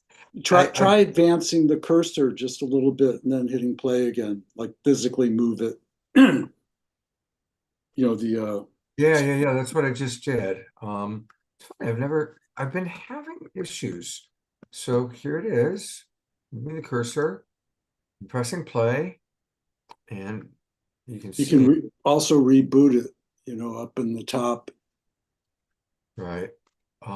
Well, while I do that, I would love for to just ask you, the two of you, I'll see if I can get it to reboot. Chat for a moment. What are some of your favorite memories from when you were working on the show, Jan? Oh my gosh, it was so humbling and it was such a privilege to work with you and work with Deborah. And of course, you know, Jay was executive producer. So it was just like a family. And, you know, working with the wisdom jewels that we did in the Native American community was rich. It was, really, really special getting to meet and work closely with Joanne Shenandoah, who I miss dearly, and just making the connections, bringing in, you know, the Native American women, honoring them in Women's History Month in March. When we did that show, that was, I think, the highlight for me. So giving their voice, letting their voices, you know, the tribal leader of the Iroquois, you know, bringing her on, Louise, and anyway, it was so special. You know, thank you so much for bringing that up, actually, because that was a huge part of what we did. And Jay sponsored several shows featuring Indigenous elders. And as you bring up Joanna Shenandoah, she's of course passed away. And, you know, it makes me think of several of the presenters that we've had on the show that are no longer in their bodies. Gary Zukav's wife, Linda Francis, they did a show together, and Linda's passed on. And I know there's been a few others that, that have been with us that are no longer. So thank you for reminding us of that whole part of what we did. It was a beautiful, rich time in the pandemic. It was the best pandemic there could have been for all of us, I think. Well, it did bring us together in beautiful ways, Right. Yeah, it really is a privilege to be here and to have been able to help in any way to, bring, the brightest minds, that we can find, and with Deborah Giusti helping and all of her connections. And it's really, our consciousness is what can change the world. And, we're holding the space, we're holding the space for miracles for everyone, and for the show. Shows like this is really pure entertainment, and we need a lot more of it. And we thank you, Scott, for hanging in there and keep doing it every week. 500 shows, 500 of these is, we're talking a lot about Saturday Night Live and the Awakening World, but I want to acknowledge all the shows I did with Trish, the Straight Talk shows, and also the Sacred Sunday shows. And I miss the Sacred Sunday shows. So I don't know, maybe they'll come back. But I'm what I'm going to do is I'll put the link where people can watch the end of your Easiest TMZ, but you did send a wisdom jewel, and I think this is going to play. So for those of you who go all the way back, remember the wonderful wisdom jewels every week, or almost every week. Jay and Jan would provide wisdom jewels. So let me make sure that I've got the right setting, that I've got show sound on. That was a great joy.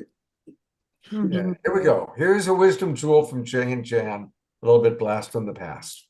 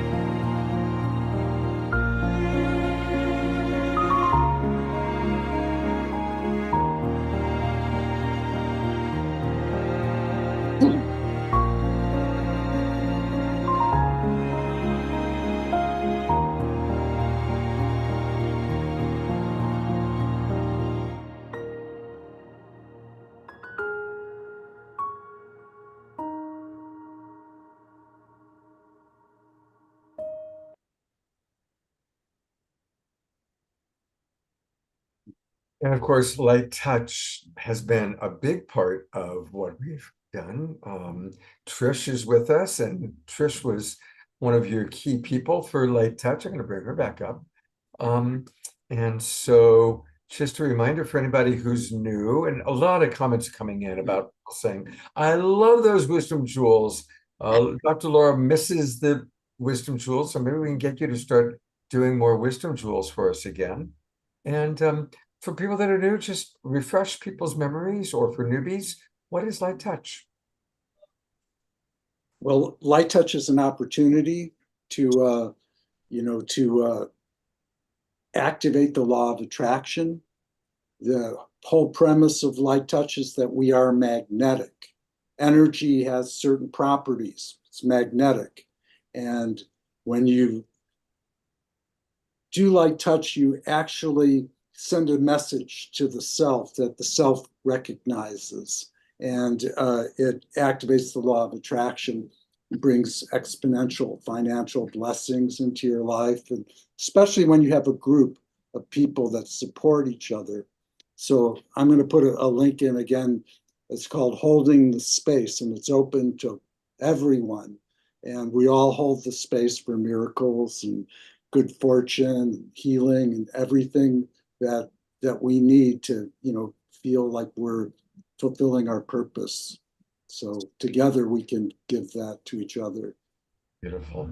Thank you so much, Jay and Jan. Hopefully we're going to get more Light Touch, more videos, and more wonderful things from you coming up.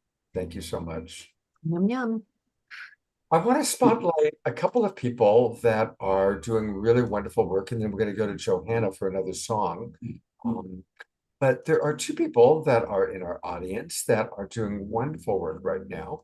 And one of them you just saw on Saturday night on the Global Peace Tribe show, Saturday night version recently, and that's Nikita Gearing. And for many, many years, Nikita has been creating and providing I Am mantra every day for people. They get an email with the meditation for the day, the mantra for the day. You've been doing that for how many years now, Nikita? Since 2009. Wow, 5 years. Wow. Oh, that's 15 years. 15 years. Yeah. Oh, my math for a moment. 15 years. So people are acknowledging me for 4 years. I want to acknowledge you for 15 years of doing I Am mantra. Thank you, Scott. I think all of us here we've been each doing our own work for many years to build to this moment. And I want to acknowledge you. Firstly, I want to acknowledge how you acknowledge everyone else.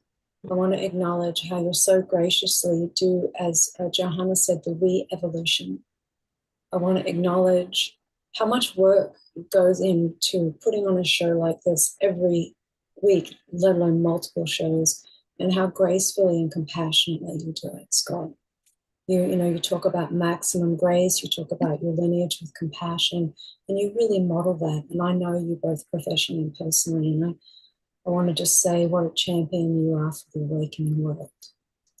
And if I could say anything tonight that is really dear in my heart, it is an experience I had with Arun Gandhi, Mahatma Gandhi's grandson, when I was doing an event with him.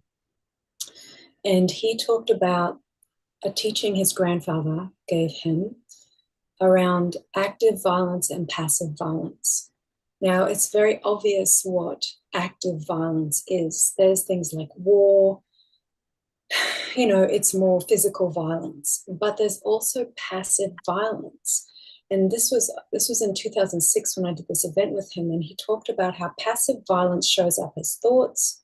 It shows up in how in the little things we do every day. And what I gained from that was what we put out into the field, into the world, and the collective matters. Our thoughts towards others matter. Our thoughts towards ourselves, either loving or fearful, loving, kind, or aggressive. That we really, really are being called to move from understanding the wisdom right now, that we all understand and we've embodied. This is such a passionate, important time. So thank you for your patience with me. Many of us have awakened to certain wisdom. And I think the shift now is really embodying the shift from fear into love, from separation into unity on a daily basis. I think this is the critical time. We've been born for this moment. We've all been preparing, and I'm honored to be in Circle. Bless all of the presenters tonight and bless all of the participants, because each of us really make a difference. We really, really can. Thank you. Thank you, Thank you, Nikita. Scott. Thank you for the work you're doing. And again, everybody, go to iammantra.com, iammantra.com, and receive I Am Mantra Daily. It's free of charge. So I am ready. And I know I enjoy every day getting my I Am Mantra. And then she also has now I Am Mantra Monthly. It's a beautiful monthly gathering on Sundays at 12 noon, first Sunday of the month. I will look forward to seeing you on the next one of those, Nikita, and you know how Yes, much I love Scott. and respect you. Thank you. Yes, you. You know, I want to remind everybody that most of the people watching right now are watching on our broadcast partners, all the people watching on Facebook. By the way, I added earplugs because Fantuzzi has started his concert. So if you're hearing rock and roll behind, I'm not sure how much is coming through. Let me know if you're hearing much of it. But Fantuzzi has started his concert, and so that's why I added these. Let me know if you guys are still able to hear me just fine. Those of you watching on Facebook or on our broadcast partners, come and join us. Come join the Global Peace Tribe. And that way you're in the Zoom room, getting all the links, there's always amazing dialogue and conversation happening.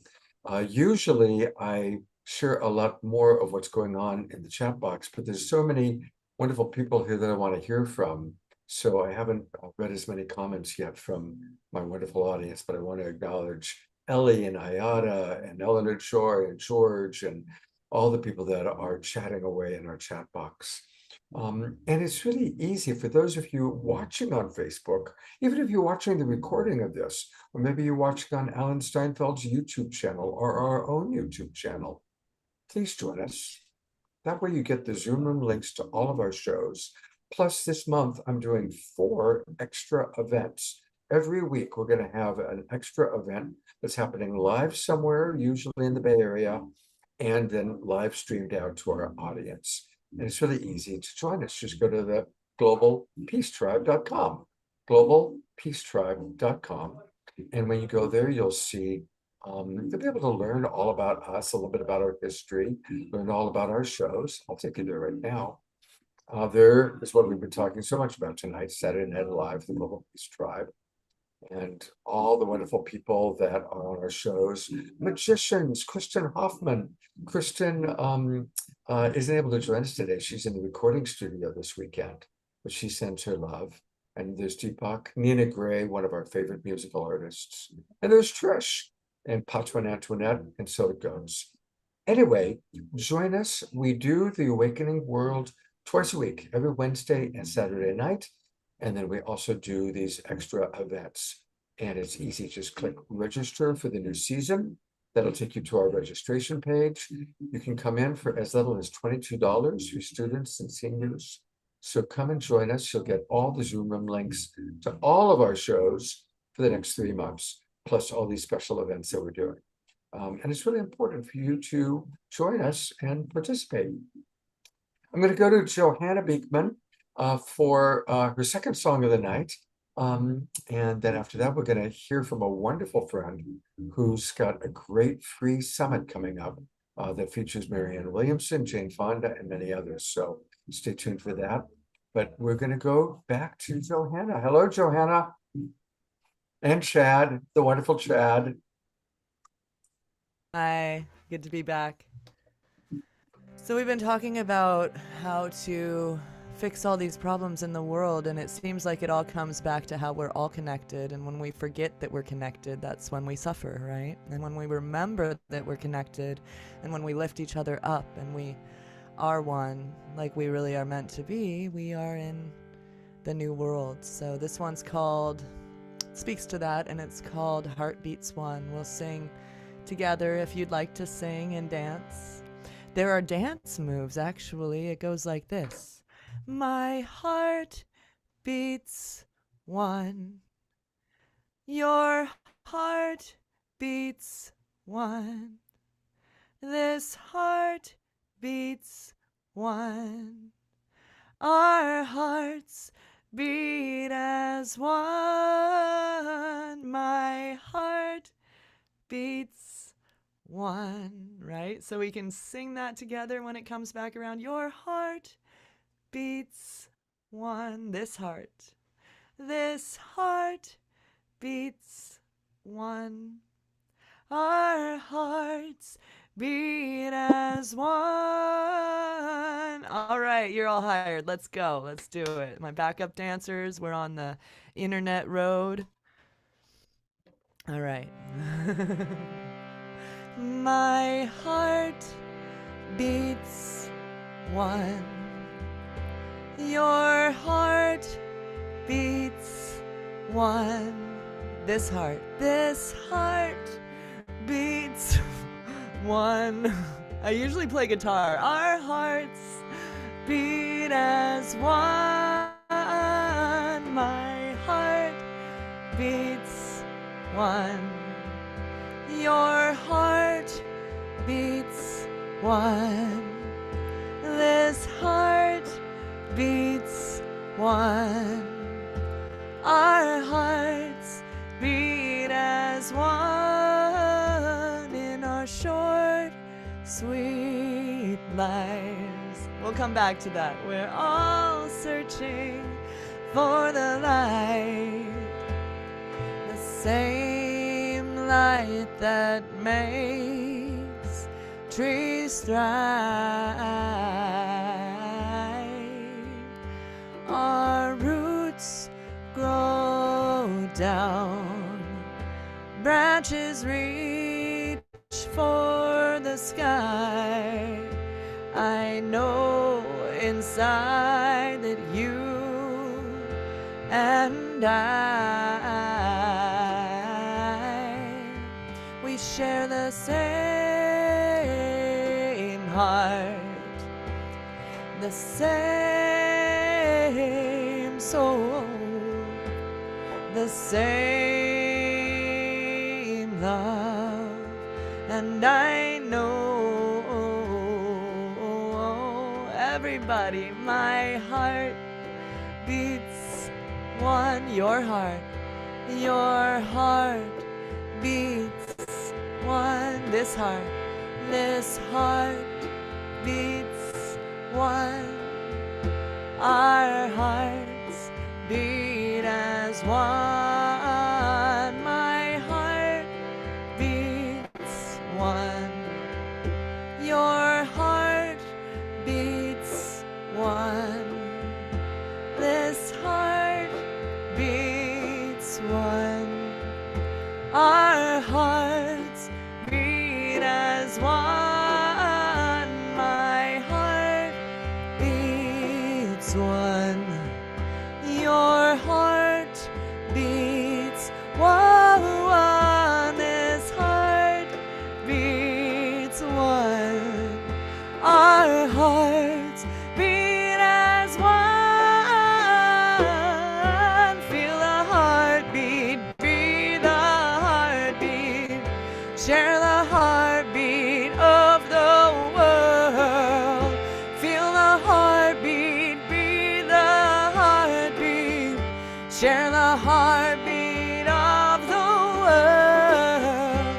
Feel the heartbeat, breathe the heartbeat, share the heartbeat of the world.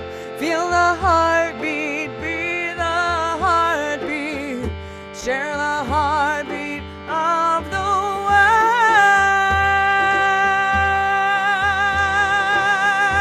Hallelujah.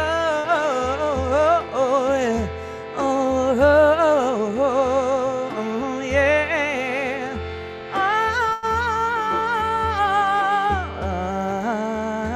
My heart beats one. Your heart beats one for the world. This heart beats one. Our hearts beat as one. My heart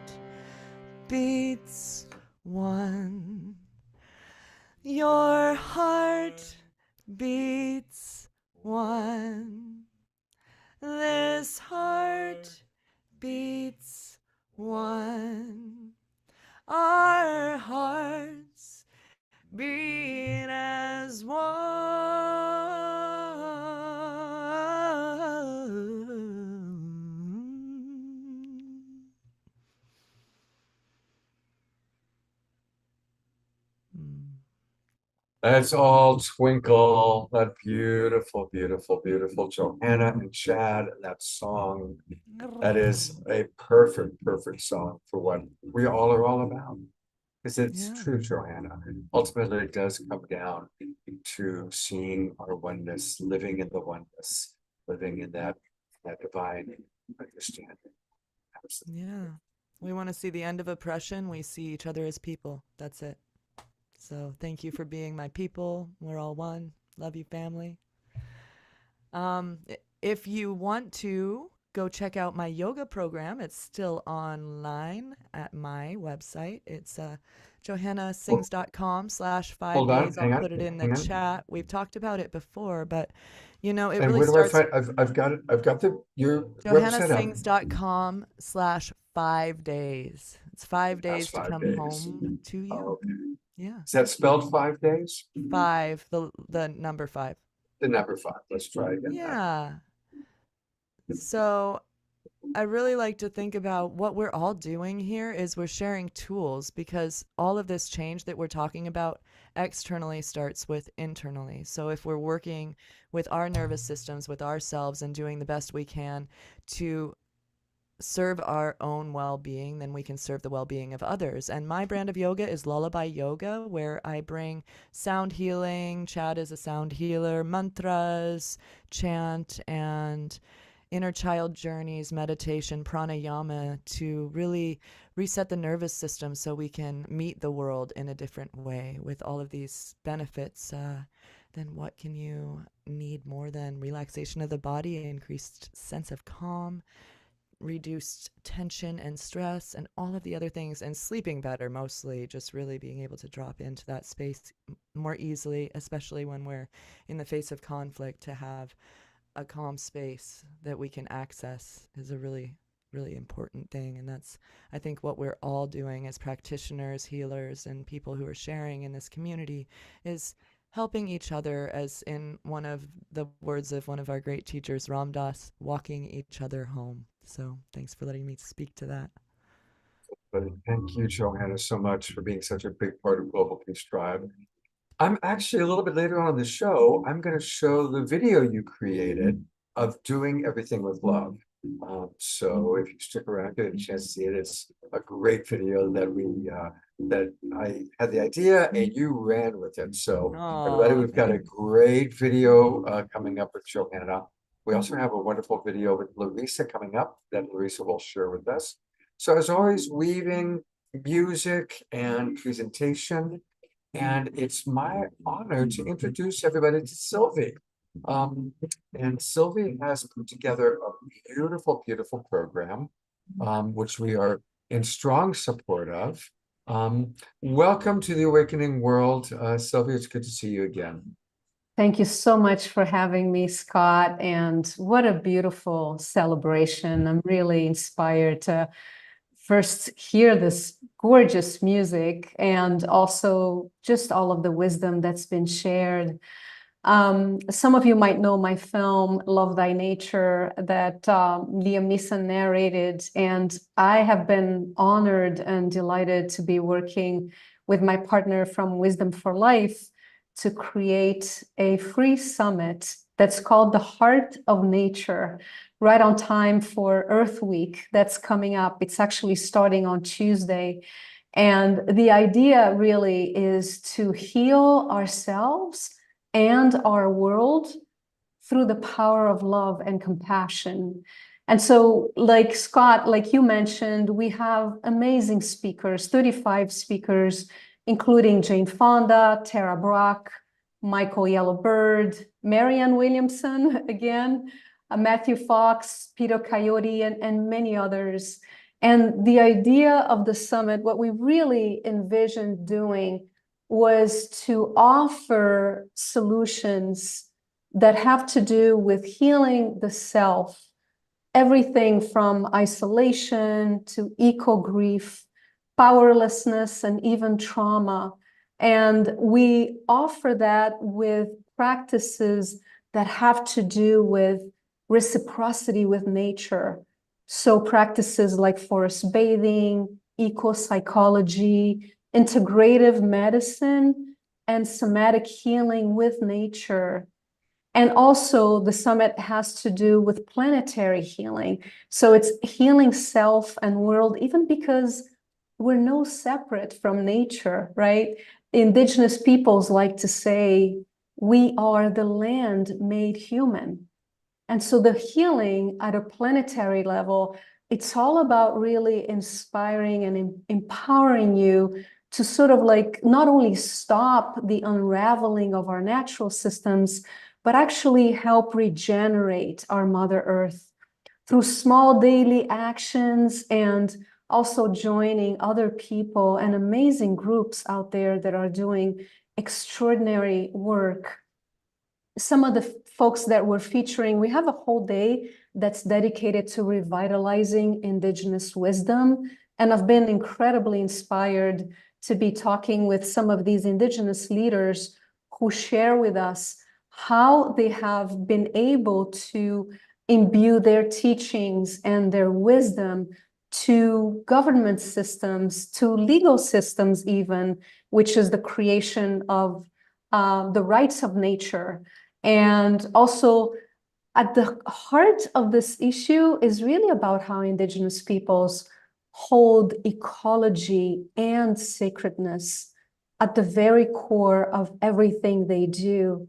And I feel that that's what's missing for us in our modern world, to really bring back the sense of wonder and awe, and bring back the sense of the sacred, and realizing that we are nature.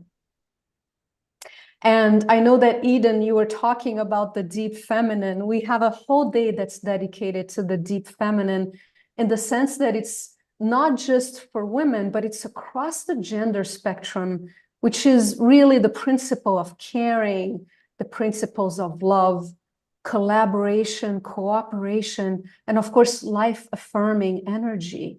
So really balancing the sacred masculine with the sacred feminine. And we have a whole day that's dedicated to dreaming a new world into being, that is so much about what we've been talking about, and also what Marianne Williamson was talking about. In this day, we're going to be offering an opportunity to learn how to expand consciousness through psychedelics in a safe way, and also learning about like ecosystems restoration camps that are happening all around the world. Like there's a way to regenerate places that have been completely destroyed and create entire forests. And we have John D. Louis, who's actually talking about how he's been able to do that all over the world, of course, with a community of people. And also envisioning an evolved political system. And I thank Marianne Williamson for doing that. And also hearing how nature has already invented all of the sustainable technologies that we could ever dream of.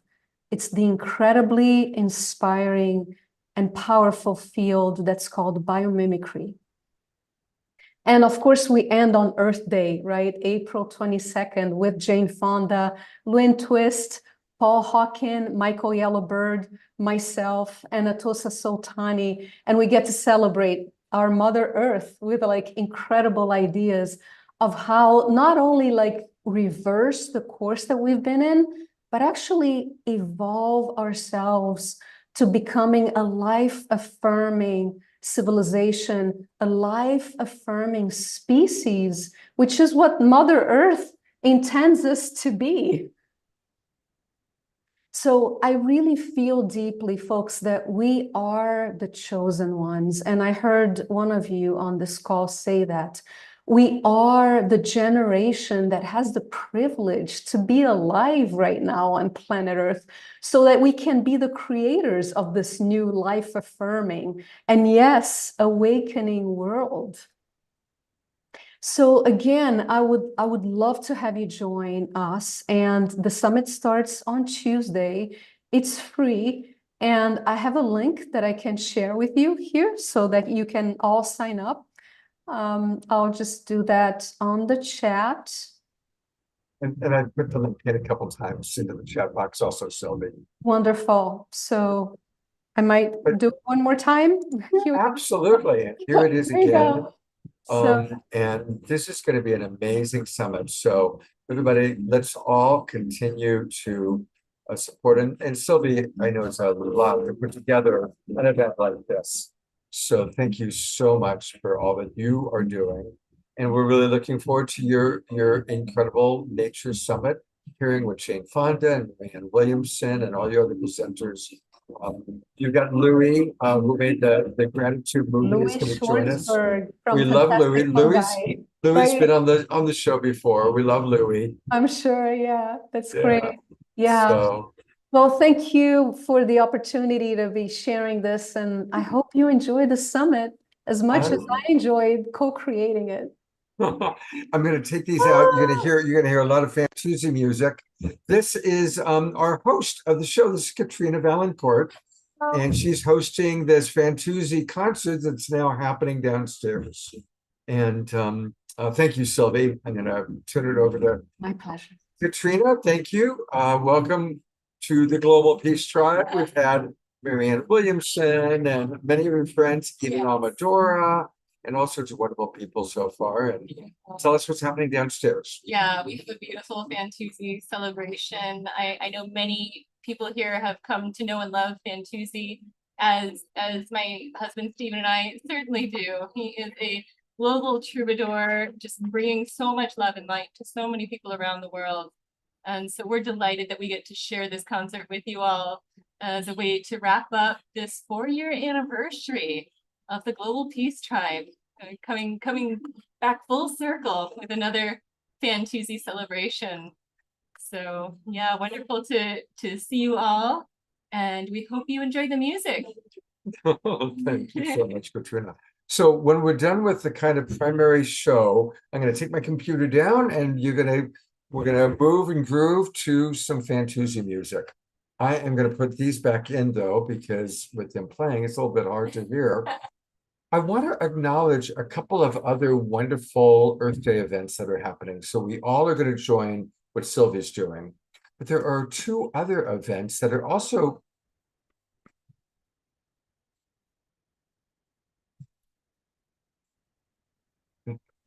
and I'm wondering why I'm getting my own echo. I think somebody maybe was playing me. Whoops. No, we don't want that. So I'm going to mute everybody. So hold on, everybody, because I'm hearing an echo.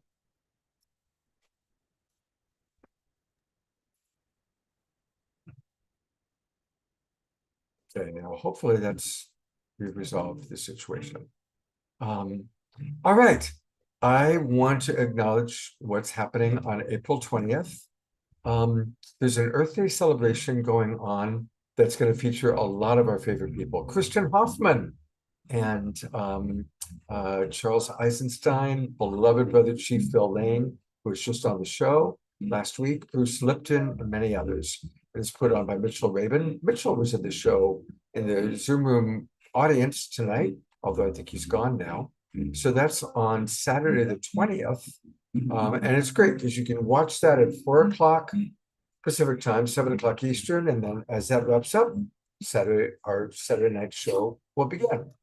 And then there's another program, and I want to acknowledge Andrew Kane, who's in the audience right now. Andrew's came to our Los Angeles retreat, Global Peace Tribe retreat, and he's got a World Peace Earth Day celebration going on.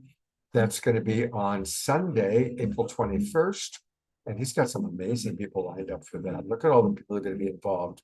Our good friend Rick Olfick, many, many others. So thank you, Andrew, for putting that together. And we certainly want to support both of these events. And we're going to do an Awakening World show on April 24th with the theme of Every Day is Earth Day. So not just celebrating up to, but continuing the celebration afterwards. So again, thank you, Sylvie. Thank you, Andrew. Thank you, everybody, for all that you're doing.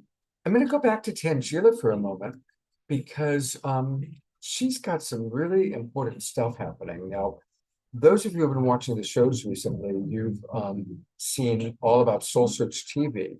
But what you don't know is that Soul Search TV has now expanded and after bringing all these great presenters to the world, the best is yet to come, and the best is Tangela herself.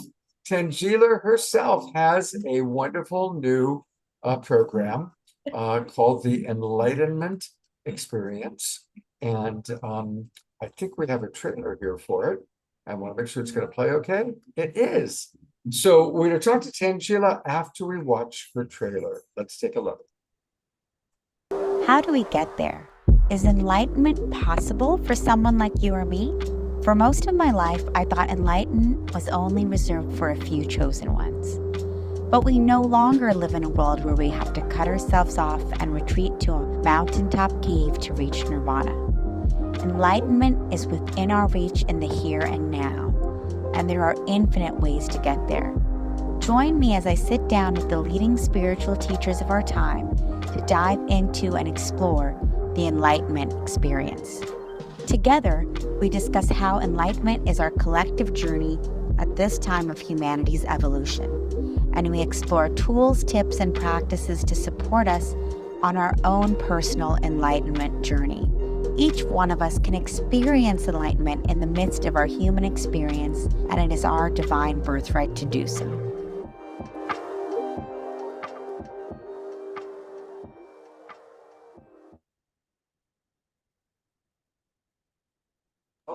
Congratulations, Tangela. Thank you, Scott. Thanks so much. I'm really excited about this show. Well, you've got some amazing people. You've got John Gray, my friend Marcy Shimoff.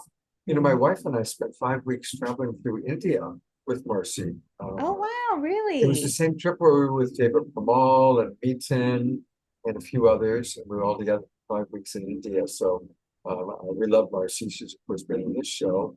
But you're going to have the updated interview with her. And you're kicking it off, I believe, this week with a very special guest. Yes, we actually launched the first episode of the show this past Thursday, and it's a wonderful interview with Dr. Sue Morter. She's the author of the Energy Codes, and she really takes us into bridging, quantum science and ancient practices of spirituality, and really understanding how our body can support us in releasing all that we are not, so we can step into who we truly are. And, this show, The Enlightenment Experience, it came about, at Soul Search. We have our online platform for spirituality and consciousness where we're supporting, anyone, wherever they are on their journey to connect to spiritual teachers and guides. And then we have our Enlightenment Expos.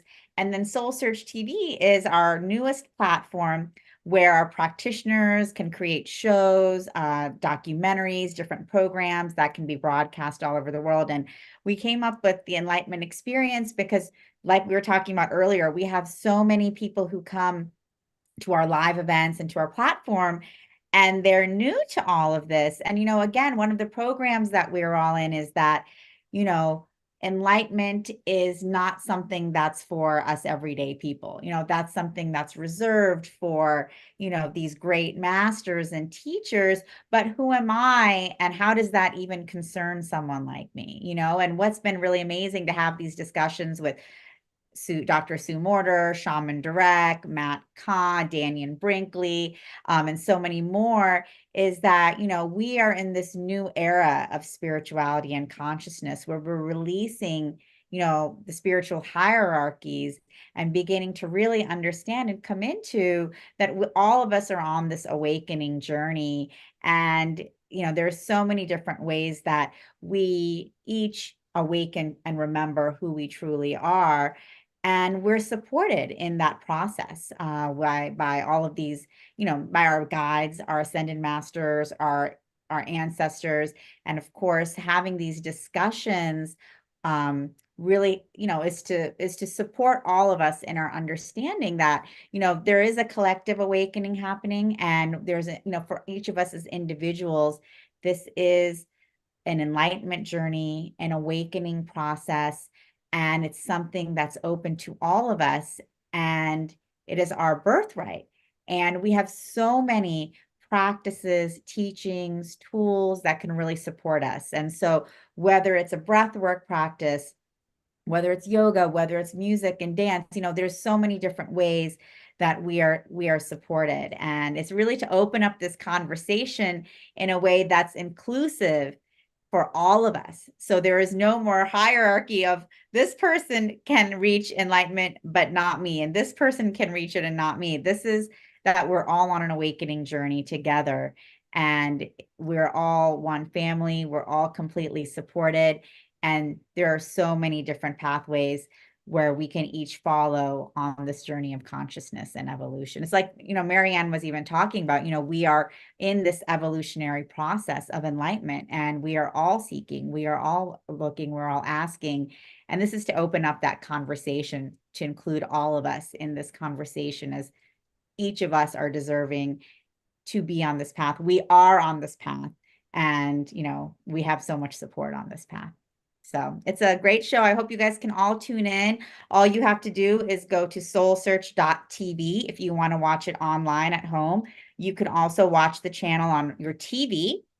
Our channel is available on Roku, Amazon, Apple TV, Android TV. So you can just download the channel on your TV, or you can also download our mobile app, Soul Search TV. And we have many different original series. We've had a lot of amazing guests on this show. We're launching, I think, 4 new original series this month and many more to come.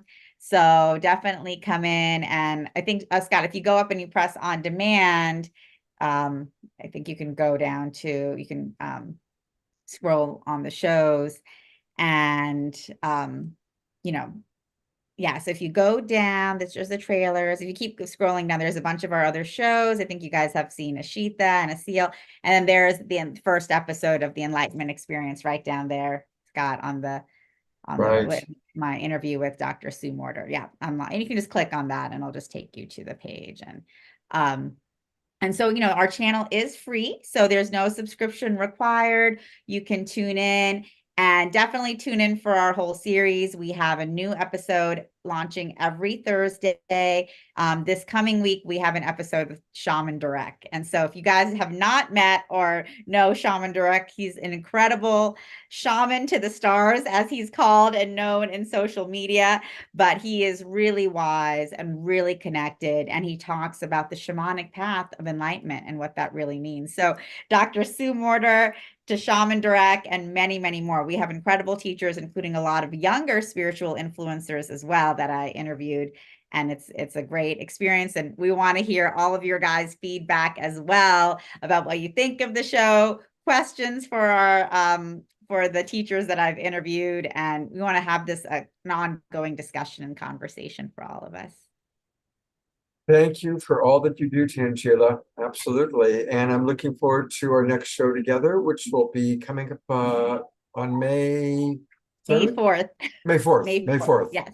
All right. So I just want to say thank you for everything you do. You are just such a beacon of light for, our entire community. You are the awakening world.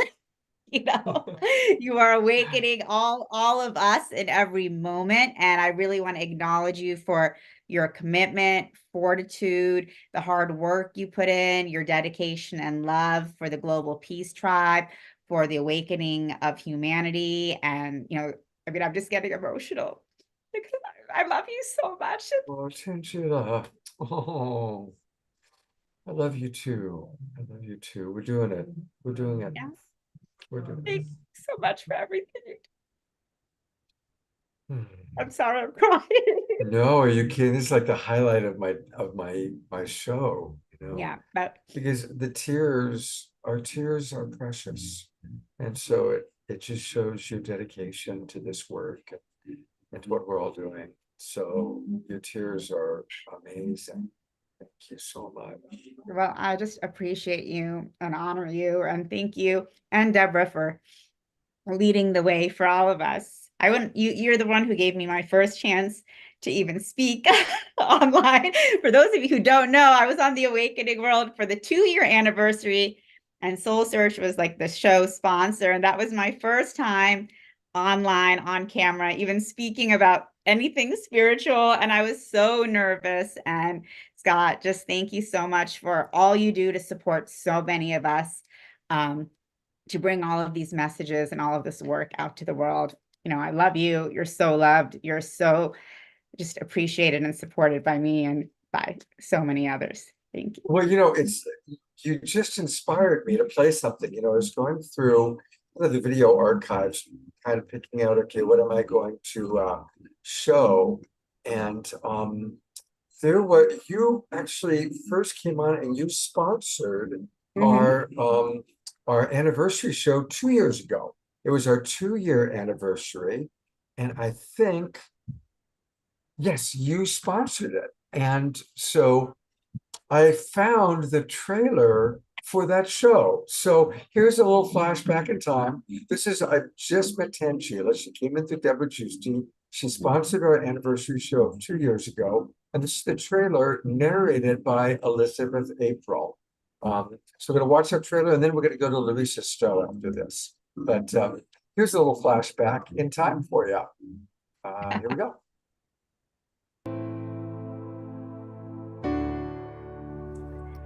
By April of 2020, the majority of the world had become a completely different place. What are your primary memories of that spring? Lockdowns, masks, isolation, scary news reports? Well, I've got another memory for you.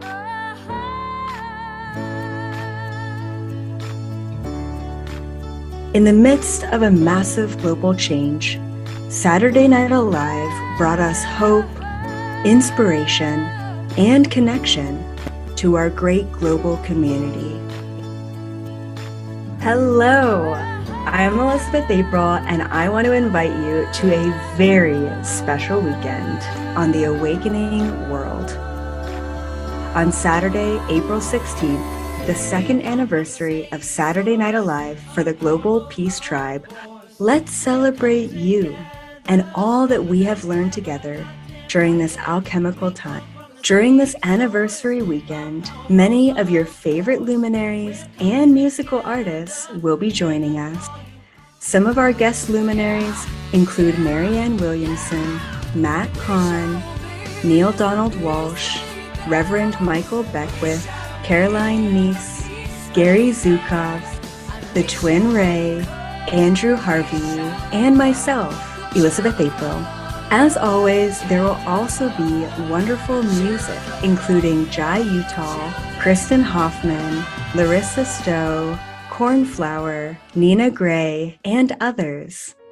Our higher selves know that we are inherently interconnected and that what affects one part of the globe has the potential to affect the entire planet. Saturday Night Alive led to a global peace tribe coming together for 111 weeks in a row and are still going strong. We are truly one family, one planet, and one global peace tribe, helping to usher in a new, beautiful future together. Join us for more enlightening media during these exceptional times to keep you encouraged, connected, inspired, and uplifted.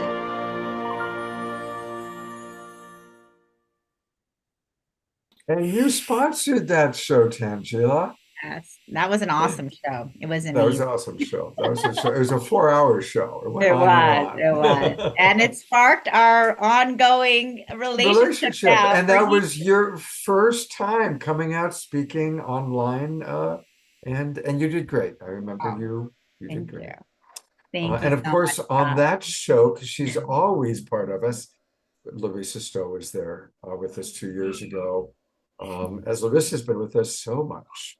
And here she is still tonight with us. And Larissa, I am just so grateful for you. I'm grateful for you, Scott. And I'm so grateful for the connections and seeing Tangela, just seeing you open up and be vulnerable and just shows how much you care, and your deep gratitude. And that's what this is all about, right? This connection, connecting deeply. It's really beautiful. Thank you.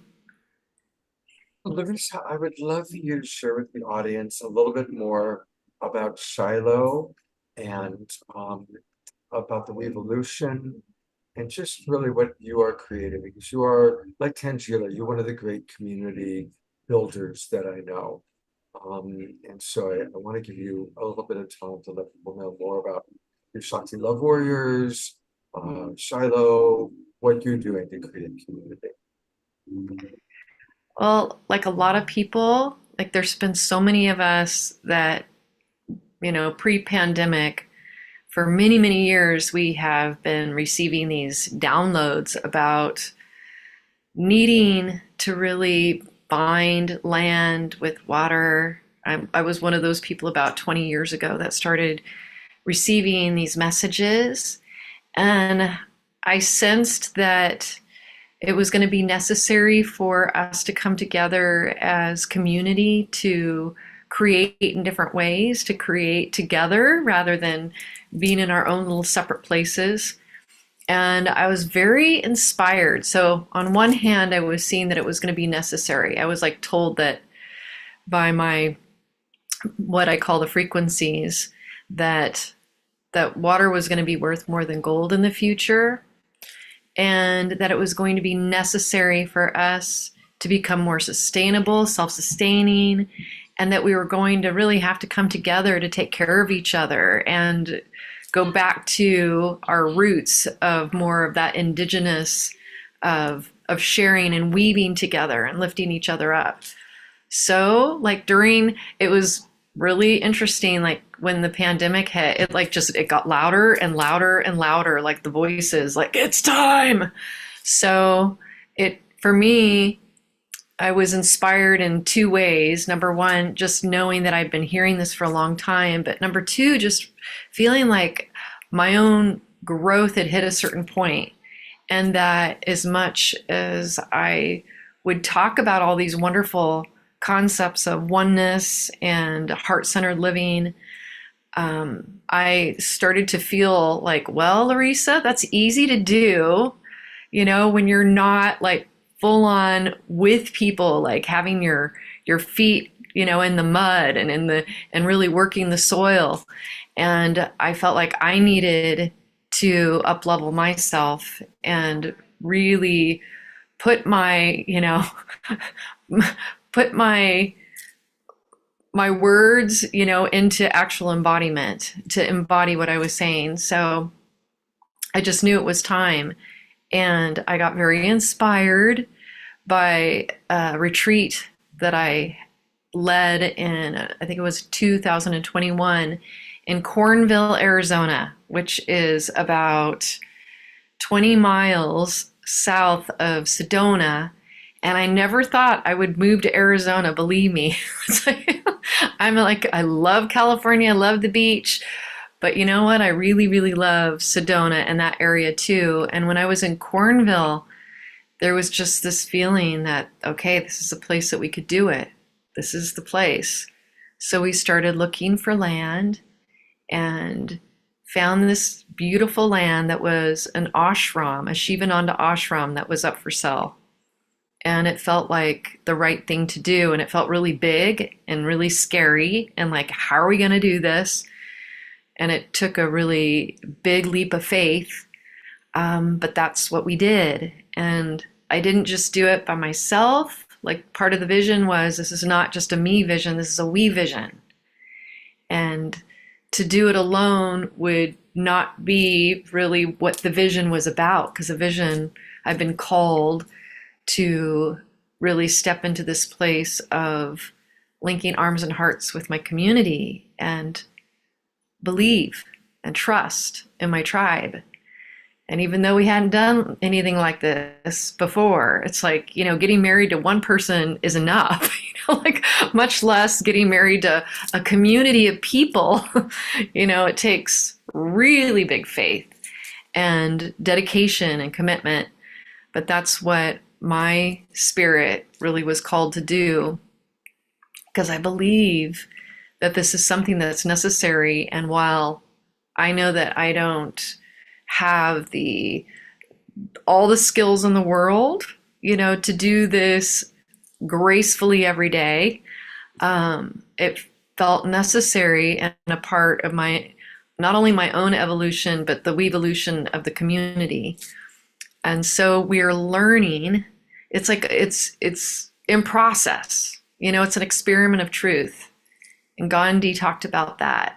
And I was very inspired by Gandhi, you know, with his ashram, and he called it an experiment of truth because he didn't know either, like, well, there's no like book out there that says this is exactly how you do it. We're still learning as we go. And so it's incredible and it's necessary for where we're going. And I'm very grateful and very humbled by the experience of it all, and also really excited. I'm just so grateful to have this opportunity, and so grateful that the 6 global agreements were something that already were created by myself and others in the community in the We space. Also inspired, very much inspired by you, Scott, and your work in the world. That these 6 global agreements have given me like a place to stand. Like we have them framed. I didn't even frame them. One of the people who lives there, Pamela, she framed the 6 global agreements, and you find them in the bathroom, you find them in the living space. And it's like a foundational cornerstone of how we agree to communicate with each other. And when there's conflict, and there has been, you know, people have different ways of seeing things, and it's inevitable. And as a community grows, there's going to be more opportunities for people to have different viewpoints. So how we express ourselves is key to how we are able to create from love, you know, to live in that heart-centered, inspired place. And these agreements, they make all the difference in the world. So I'm so grateful, and I'm so excited to share Shiloh with the community, because it is truly a we space. And it's not only for me and the retreats that I'm excited to share with the world, but also for the luminaries in our community. It's a space for others to share their visions and their teachings and their insights, because we're all given very unique, you know, medicine to share with the world. You know, like each one of us has a special little thumbprint. We all come with very unique medicine to share, and we attract and magnetize that, you know, our tribe and the ones that we're meant to share with. And this is a space for those who feel that call. So I'm just deeply humbled by the whole experience, and very excited to share. So I put into the chat box, again, the show that we did, an entire beautiful show all about the 6 agreements. And during that show, there was this beautiful video that you played, and I'm going to play it in a few minutes, or in a minute. And it's your version of My Sweet Lord. And playing the violin on it is Bethany. Yeah, our Bethany Grace. Of course, Bethany Grace, who has an extraordinary story. We've featured her on the show a couple of times now, and what she's overcoming the murder of her daughter, and overcoming just horrific things in life, to still open her heart and be such a beacon of love. And so she is a true angel, that Bethany Grace. And she called. She didn't even know what was happening tonight, and she called during this show. No way. I did, and I was like writing her, "I'm on Awakening World right now, Bethany Grace," and she was heading in to do a concert. So she said, "I would have jumped on." She wrote me and said, "I would have jumped on if I could, but I'm driving to the concert." Well, we're all about to see Bethany playing the violin in this wonderful vision, and I love this video. First, it's very well produced, and it's beautiful. It's a song we all love. But it's so you, Larissa. Your love of the divine is so powerful, and so your love for God, your love for the divine, your love for humanity, whatever you want to call it, it's all one. It comes through very strongly in the passion in which you sing this beautiful, beautiful song, this tribute to Thank George you. Harrison, this tribute to our sweet Lord. So here we go. Thank you, Scott. I be one.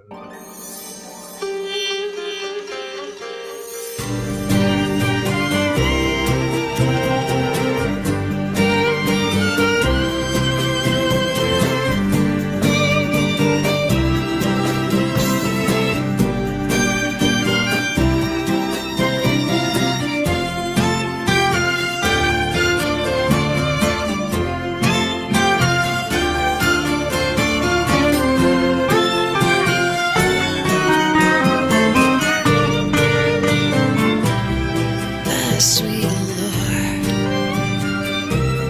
oh my Lord, my sweet Lord, I really wanna see you, I really wanna be with you, I really wanna see you, Lord, but it takes so long, my Lord, my sweet Lord.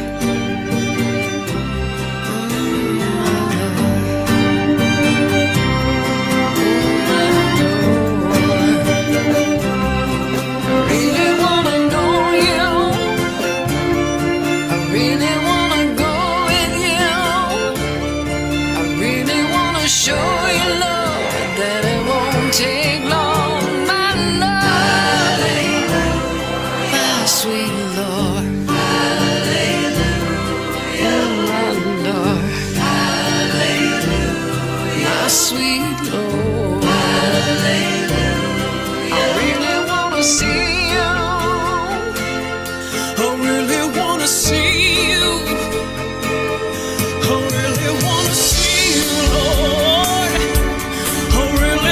See you, Lord, would it take so long, my Lord, my sweet, sweet Lord, sweet, sweet Lord, my sweet Lord, I really wanna know you, I really wanna go with you, I really wanna show you. It takes so long, my love.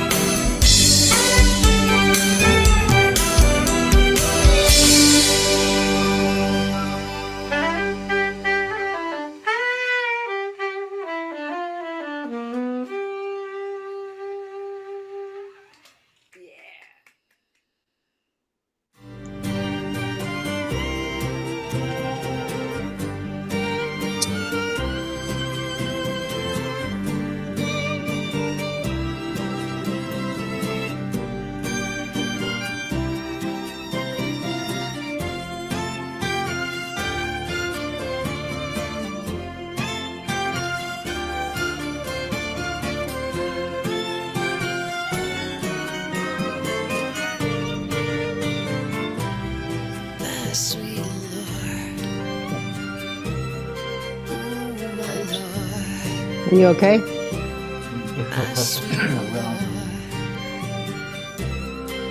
really wanna see you. I really wanna be with you. I really wanna see you, Lord, but it takes so long, my Lord, my sweet Lord, my Lord, oh my Lord. I really wanna know you. I really wanna go with you. I really wanna show you, Lord, that it won't take long, my Lord, my sweet Lord, oh my Lord, my sweet Lord. I really wanna see you. I couldn't cut it off. There's no way. It's so I was wondering. beautiful. I'm like, he's just taking it all the way. I know. How could I cut off? There's no way. So, we got to see Paramahansa Yogananda, who was our master that brought us all together anyway. Yeah. But I thought I'd add Johanna and Tangela, because I know you are both great lovers of art. Isn't that a beautifully produced video? Absolutely amazing. It was so beautiful, Larissa. Just the entire thing, gorgeous. And your voice, of course, is incredible. And you're bringing through the, love of the divine in such a beautiful way. And all of the musicians just coming together.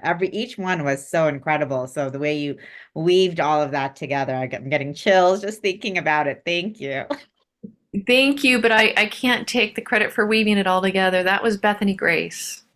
She was the one behind the scenes, bringing everybody together. She brought everyone together. Her Hutchins string quartet, the Hutchins, she brought all of them and brought Shakti Tribe. So it was really incredible. Yeah, was the visionary, just like Johanna created that video that brought everyone together. Yeah. So I just got to show up and just sing and host the space of my temple to have musicians come and utilize that space. It's a weaving. That's what we're doing here, right? I haven't had a chance to read many comments from the audience, but I am going to read a few. And Margie is asking about more information about the Shiloh community. So maybe you can put something in the chat box there. Ellie writes, it was beautiful to witness your state of bliss and nirvana, Larissa. So connected with the divine. Beautiful. I agree. Watching you dance in that video is one of my favorite parts of it. It's so beautiful. Ayada writes, Scott and Larissa, that song was powerful medicine. I just felt lifted off and into the ecstatic state we all sometimes touch into. Bring it on. And Dia writes, wonderful musicianship, maximum gratitude to each and all artists. And Johanna, we haven't heard from you. Anything you'd like to share in watching that video?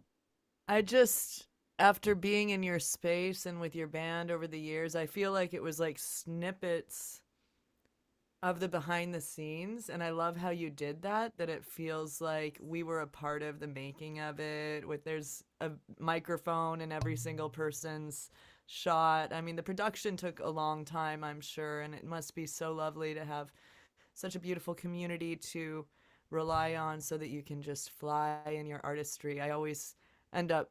I like to make a lot of things happen. Let's just say that. Visionary that also likes to create it. And then I lose time because I'm creating and editing and stuff. So amazing that Bethany showed up in that way and was able to orchestrate everyone coming together. But really, I just always see you lifted and giving your love to people when we're in person at festivals. I just see the way that you radiate and people really gravitate towards you. And that video really showed kind of the way that you interact with the world. It's very inclusive. And wow, what a singer. Who was the second singer? I knew, I'm like, the second you asked me, I'm just spacing on her name. Haven't I seen her. just read her name and I just never seen her It before. starts It was with a T. gorgeous. She is Yeah, it does. she is a doll. She is so so sweet. And What year did you record that? we recorded that, well, it was during the pandemic, and it was right before, wasn't it right around when we did one of the anniversary shows, Scott? Do you I remember? think so. Yeah, yeah. You did. Yeah, I think it was about 2 years ago. Tolly, is that her name? Yes. Yes, yes, yes, yes. And it's like she has a interesting spelling of it.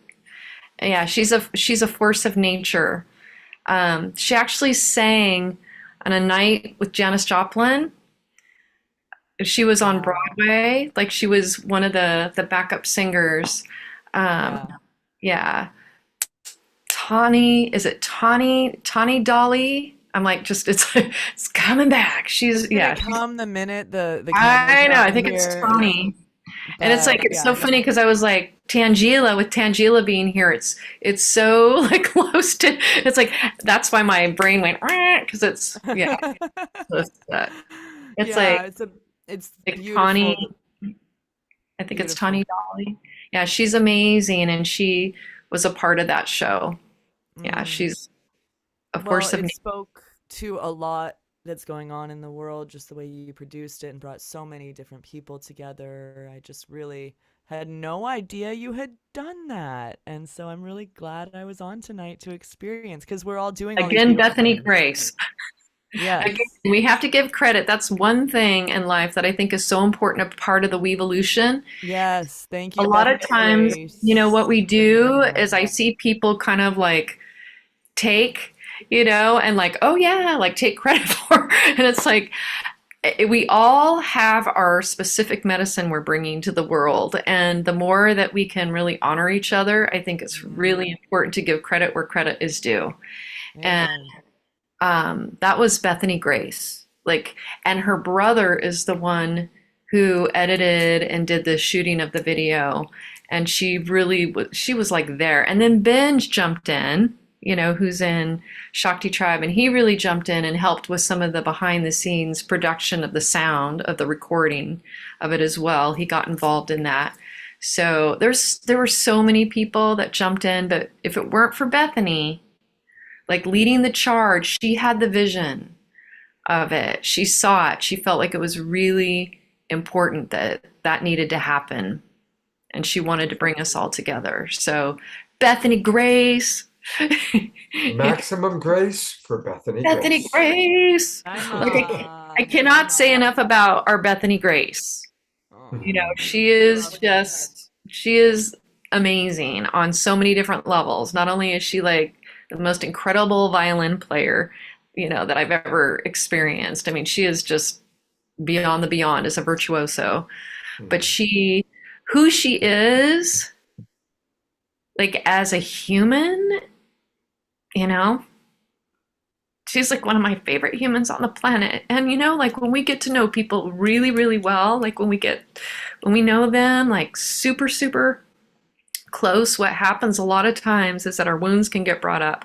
And I have to say, like, and you'll see people kind of drift, and that is just like impossible with the Bethany Grace, you know, with who she is and how she continues to show up. And even in the face of behind the scenes, what y'all don't see that happens with bands and the conflicts that happens, you know, how she's able to show up is just so stellar. I just can't say enough of our Bethany Grace. And now that we're all talking, I'm pretty sure it is Tawny Dolly. So, yeah.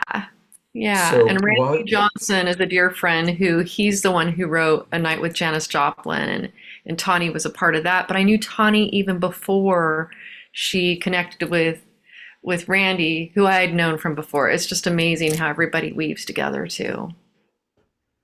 So I just put into the chat box the link of when Bethany was on the show, and she told her story about overcoming the murder of her daughter, and then the terrible thing that happened to her physically. And then she plays While My Guitar Gently Weeps on violin. And it's an amazing 18-minute video. I've just put the link into the chat box. We're not gonna have time to play it tonight, but since we talked about Bethany, I encourage everybody to copy that link and play it when the show is over, because it's an extraordinary moment. But we are going to go to an extraordinary moment that Johanna created. You know, I love the Beatles. We all love the Beatles, but they got it wrong. All you need is love is not right. You need more than love, and you need to do everything with love. And that's something that I've learned in my years. It's about doing it with love. And so I mentioned that to Johanna. I said, could you like take that and riff it and, you know, turn it into something, which she did. And then we added photographs of some of our Global Peace Tribe luminaries. So here is the amazing Johanna and what she did with Do Everything with Love, and a chance for us to see some of her beautiful luminaries. And what's interesting is 3 of the images you're going to see are people that are no longer in their body, people that have passed away since we started doing these shows. So anyway, here we go.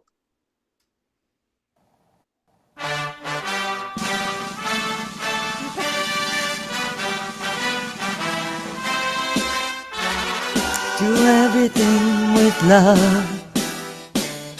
Do everything with love. Do everything with love. It's easy.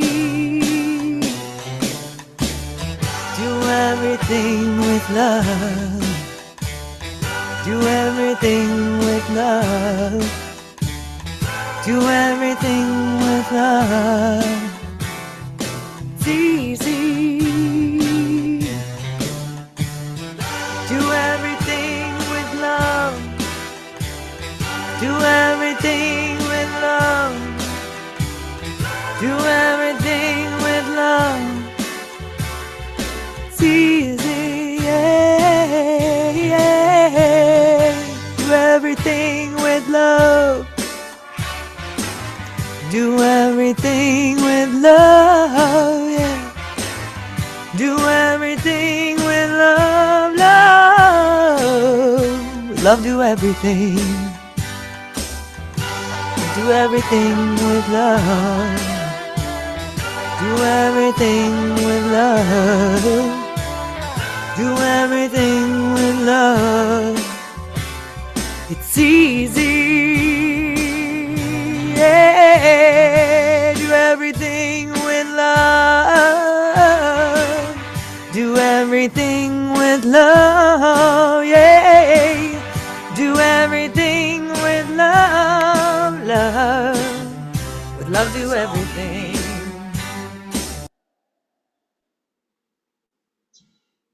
You know what's funny, Scott, is you played the wrong video. Where's everyone on there? All of the beautiful people. I'm like watching me sing in my studio and we're talking over each other because you're muted. I love you. You're like, but wait. Fantuzzi's in the house. Hey, brother. Oh, hi, family. Oh, my God. Fantuzzi. Oh, Nice hey, to see brother. you guys. We're still here. We're still here. Where's your show? Are you done singing? Your No, show's we over? just stopped to eat cake. I said, let them eat cake. Oh, nice. And I've been touring with Mr. Krishnadas, selling out 4,000 people halls, and it's wonderful to be on. Spotlight's not on me, it's on him, and I just help him out with percussion. Yeah. Beautiful. How Beautiful. stressful, you know what I mean? So fun. Look at Jack. So we have Congrats. some of your friends that you know that are here with us. There's Connie and Jan and Tangela, of course. And my God, how many times have you played at festivals with Johanna and Larissa? So many. So many. But not too many and not enough. Not enough. Let's go, More. brother. Let's go. Let's do it some more, right? More and more. Yes. More. More. I remember the first time I sang with you, we were on the East Coast, Tuesday, and you pulled me on stage and we just started jamming. It was just a total improv. No one knew what was happening. And I was like, this dude's my guy. Like, we can jam all night long. So let's do it again. Yeah, you Bring guys it gonna with be a at Bhakti different Fest vibe. this year? Bhakti Fest? No for me, but I don't know about you. Are you going to be there? Yeah, I'm not put my name on the thing, so I guess so. I think I'm Fantastic. I'm going to be an aunt and my dog's old. So I'm at home right here in the studio making new music that we can all listen to later. Oh, that's Aren't you excited for new music? It's the other stuff sad, whatever. But, you know, to be present for that's really important. Yeah, and I'm doing a Love Warrior boot camp in Hawaii on my land. That's right.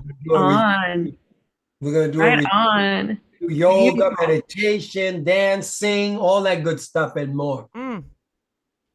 We got it ready. We Amazing. got it ready. We got it ready. I've been working for 5 months over there. Oh, you've been doing that. Johanna, there she is. I wanted to make sure everybody could see you and Larissa. And of course, Larissa has her Shakti Love Warriors. Can you talk about Love Warriors? Yeah, really? Yeah. Is that Yeah. fun? You know, it is a universal thing to be in a body and to choose to be in a body and to be the love is truly a love warrior, isn't it? We are warriors of love. That is for sure. Yeah, we have to be bold as love and be fearless and be present to serve, like Hanuman, like Hanuman, be strong, be devoted, right? Yes. So have all that, unified, and especially now with all the craziness that is going on in the world. Yeah, more so than ever. It Exactly. always is though. It's all about that. It's all about embodying it, making it real through being the love, right? And doing everything with love. Oh, thank you for that song. I enjoyed it. It might not be what you expected, but man, it was great. Hey, I just like to sing. Well, thank you, brother. I'm sorry that you aren't singing for us right now, but I know you're on a break, so I won't ask you. Yeah. You're gonna Well, sing? What's going to happen is when we're done with the main show, I'm going to take my laptop computer downstairs and we're going to live stream your next round of songs. Okay, well, I'm going to go back to their work then. Get the boys, crack that whip. We've had them eat enough cake. We're time to get back to work, which is Love Made Visible. Yeah. Working. Do it all with love, brother. Yeah. Love you. I'll be down in about 10 minutes. Hey, Khalil, how are you? Good to see you. Fantuzzi's son. What up, everyone? Hello. Hi. Working on a new film in Colombia, in Medellin, about how young people are using hip hop, art, and culture as a movement for peace and worldwide phenomenon. We're making moves. Appreciate y'all. Appreciate you. You're a great filmmaker. Thank you. Keep up the good work. There's a whole party going downstairs. There's like this whole thing happening. And isn't it amazing? It all started with the Fantuzzi thing and our anniversary, and it's a spirit thing. Yes. It's like we were talking about. It's like the finger of God or the hand of God, just showing how everything is in divine alignment and divine timing. That there is this plan, there is a sacred journey that's unfolding and it's on time. Yeah, absolutely. Well, since I'm going to get down this soon, I'm going to conclude with one last piece because there's one other very important person who I would not still be doing the Awakening World if it wasn't for Omar Shah. And our beloved brother is down in England with his mom, but he sent a message to us. And this is from a couple days ago. As we are celebrating all the wonderful co-hosts that have been on our shows, well, then comes Omar Shah. And Omar Shah has brought so much love and so much dedication to this show. I don't know if I would still be doing the Awakening World if Omar Shah hadn't showed up. And he's showing up even on our anniversary show, even while he's in England taking care of his mom. Beloved Omar Shah, we love you. I'm so grateful, Scott. And as you speak, I have tingles going up and down my spine because it's when the frequencies are right, we don't even have to put out to the universe who to come in contact with because we just get drawn together. And I know that has happened for all of the participants, all of our beautiful family on the Awakening World show, and all of the guests that come onto it, and thee and me. It's just a resonant frequency, and this is all about awakening, 100%. It's the real deal. There's no turning back. It's not a practice. We're doing it, and this show for me has been, I would have said in the past my church, but it has been a part of my awakening, because even though I do, like your practices and your meditations and your nature grounding and the online work every single day, it's actually meeting with the like-minded souls of the Awakening World Tribe, the Global Peace Tribe, that has made it real and alive for me. And I'm blessed to be here in Stratford-upon-Avon, which of course is Shakespeare's town, and Shakespeare and Saint Germain, they have a bit of a union with each other. And just as an aside, the backdrop behind me is the Royal Shakespeare Theatre Gardens, and this tree on the left is called a plane tree, Plane. It was planted at the time that Shakespeare was born, so it's over 400 years old. And just on the left of it is the very flooded River Avon. It was amazingly flooded, so flooded that they couldn't hire the rowboats out there because the rowboats would go downstream, but they wouldn't be able to get back upstream again. Anyway, that's kind of an aside, but it's where I am at the moment. And I'm here with my mother. And what is very interesting is the presence and the love that I've given this woman has kind of given her a little bit of faith and hope again. And because when I'm not here, there's just kind of continual entropy. And so I'm kind of saying that is because when we truly infill ourselves with spirit, with soul, with divine, with the friend, wherever that we are, wherever we go on this planet, we affect the field around us. And what do you think about that, Scott, so far? I think first of all, you bring so much love to everything you do, whether it's your music, and in this case, the last few weeks to your mother. And I also want to acknowledge the rain. First tree behind Omershar, there's a beautiful rainbow. Yeah. What I'm asking every one of our co-hosts that's on the show, is there any particular memory that springs to mind? I mean, of course, you and I have done. You've been our house musical artist for well over 2 years, more than half of our time. But are there any particular memories that right off the bat bounce into your brain? Well, Matt Kahn and the channeling duo, what are they called? Anyway, those ones. And Anthony and Renee. No. Those, yes, as you bring them to me, yes, absolutely. No, the two gentlemen who do this. Oh, the two guys from Soul Search. I know. Said AJ and Thomas. They just jumped into my consciousness. I'm just bringing that back in, and the joy, and of course, the musicians always, because it's kind of like, in the words of Julie Andrews, they're the sugar that helps the medicine go down. But in this day and age, it's the agave which helps the divine truth be imbibed. And Tatiana Speed and Nina Gray and Johanna Beekman and all of these beautiful, and Fantuzzi, which was a little bit before my time, but I've known him for years vicariously, because I used to be the musical director for Unity Church in Hawaii, and we hosted him, of course, one time. And what a force of nature he is. So I'm so glad that he's on the show tonight. And actually, the night that it is, we're pre-recording this, but you didn't hear that. And I could just bring my mind back, because every time that I have been on the show, no matter what it is, whether we're talking about mental health or the divine feminine or our connection to Christ and Christ consciousness, I have felt enlivened every time. I might have had a bit of a bummer day, but I've left the show just feeling full and feeling on purpose. And I know that as it will continue. and it is continuing. And you know, we do need help. We do need someone to lean on and someone to be, for instance, help the show further itself. And I hear that you possibly wouldn't have continued the show if I hadn't turned up. And I'm grateful for that acknowledgement, because holy smoke, what a praise for me. And I just feel that we all need that, somebody to lean on, because, you know, we come on the show, we're sparky, we're alive, but we have our human moments and we have our human stuff to walk through every single day, and to keep on enfolding ourselves back into the heart, which we're doing amazingly. And you know, I know all of us all of our Global Peace Tribers, we've been through hell and back, and luckily the hell is become, I put an O on the end now, it's hello.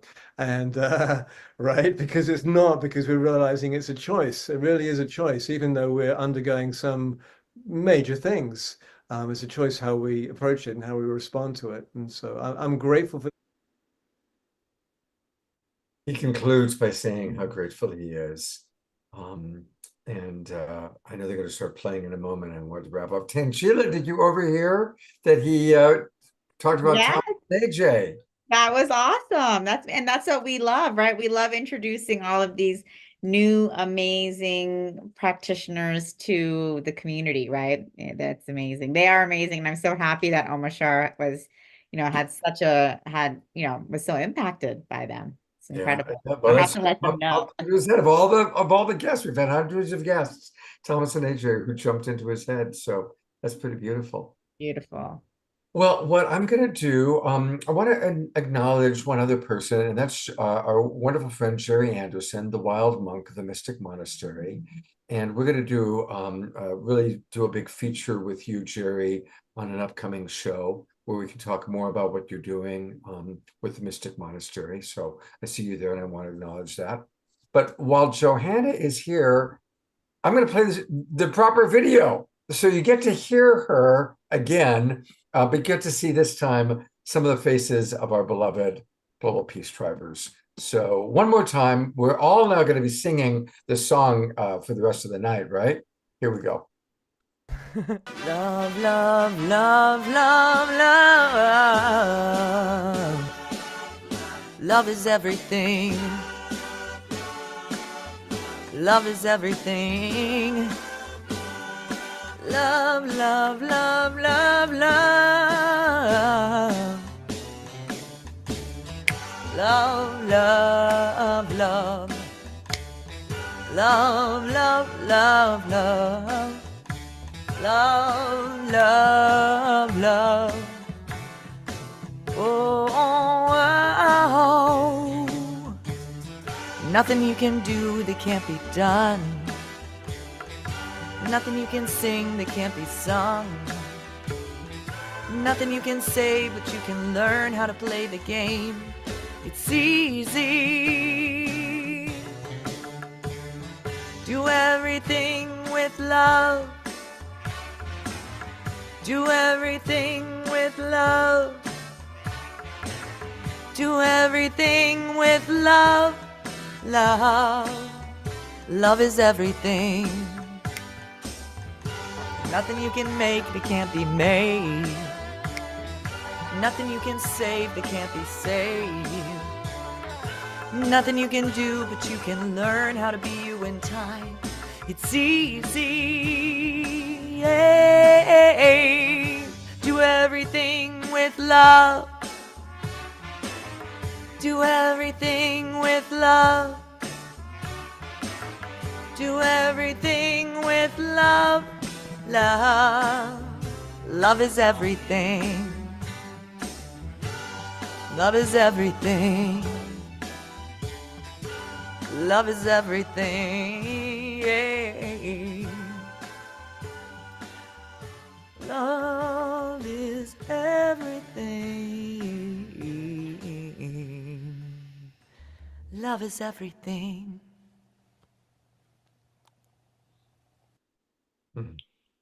Love is everything. It's seeing all those beautiful beings, so many wonderful people, and the sadness that 3 of those faces are no longer with us.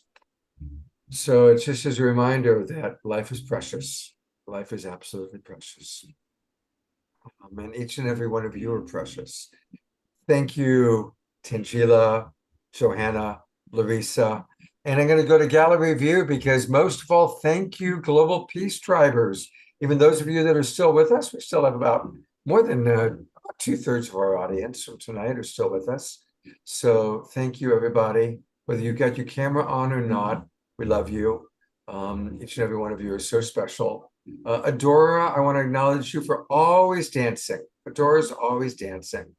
And so she is awesome. Karen S., who was with us from the very first show on. She's only missed one show in all these Saturday nights. And everybody else, you know, all the people that have come to Roger and Bonnie, who have come to both of our retreats. Each and every one of you is very, very special. Waterfall, who's taken such good care of Eleanor Joy. Eleanor Joy was with us for the first half of the show, and then her battery ran out. And some of our newer friends like Ellie, older friends like Andrew and Ayada, Frode, who comes to us from Norway, and so on and so forth. If I didn't mention your name, please do not take it personally. Big love to each and every one of you. Fantuzzi has started to sing. So what's going to happen is I'm going to switch to my personal laptop, and I'm going to play an Omashar video to kind of take us until I can come down, and we'll show you Fantuzzi. And the rest of tonight will be the Fantuzzi live stream concert. Next week on Wednesday night, we've got two wonderful women who are going to show us all about how to do lucid dreaming. Have you ever wanted to do lucid dreaming? We're going to learn how to do that on Wednesday night. Thursday night, special event, live stream with the Twin Ray. Tangela will be in the Bay Area. I'll see you for that. I'm planning to. Yep, I'm planning to be there. You know, so hopefully we'll be there in person together. Awesome. And then next Saturday night, we're coming live from the New Living Expo. So that'll be kind of fun. And I'm sure we'll have Tangela pop in on that show as well. Again, Johanna, Larissa, Tangela, I love all of you. Love you. Everybody. So much. Congratulations. Yeah. Happy 4 years. Oh, Happy thank birthday to we. Right? Love it. And let's see. That's your next music video. I'll give it to you. It's just, you don't need to credit me for it. It's like, Anyway, thank you so much, Scott, for everything. Let's go you, Johanna. rock out to Tuesday. Yep. All right, and here to kind of transition us from here to when you'll see me in a few minutes downstairs at Fantuzzi, here is beloved Omashar.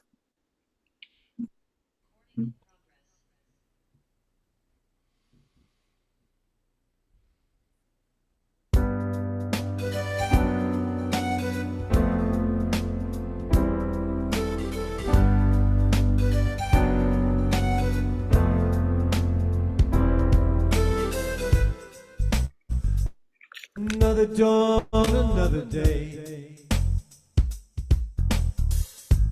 Innocent child coming your way.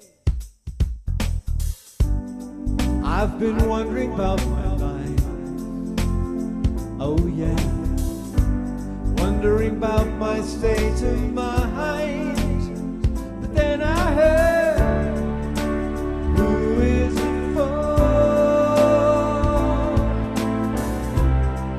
If not for yourself, how do you feel? And why do you cry, cry, cry, cry, cry?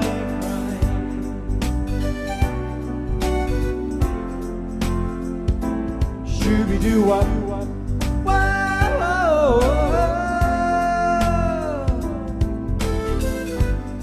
the sun is warming up my mind. Ocean breeze blows me away. And yet still, I've been wondering about my life. Oh yeah, wondering who will take my place.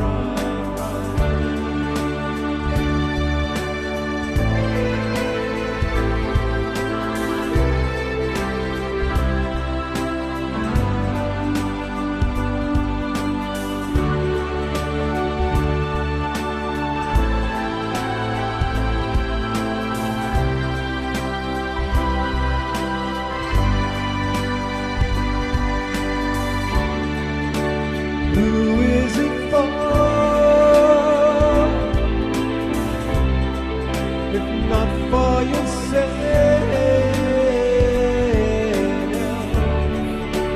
How do you feel? So come on, let's fly. Come on, let's fly.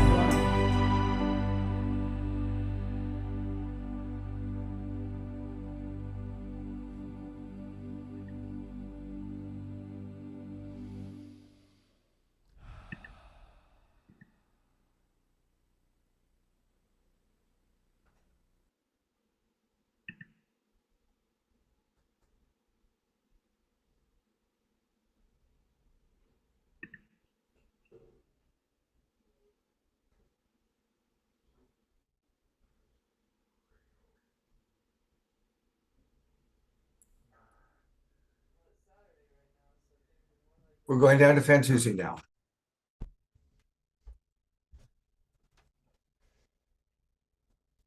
No? You are muted, my friend. Now, let me figure this out. I need to find me on here. So we're going to remove the spotlights.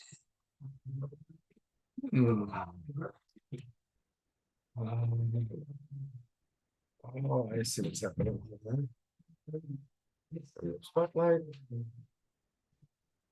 Remove spotlight. Here we go. This is where we're going to spotlight. And we're going to now. Okay, here we go.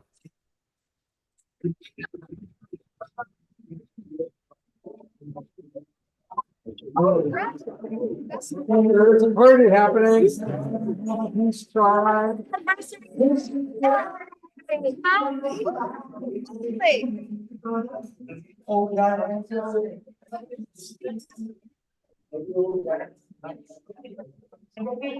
Yeah. But I don't need to push the edge in that way. Your background. Oh, right. Thank you for pointing that out. Choose virtual background. No, there we go. There you go. Now you got it. Point it out.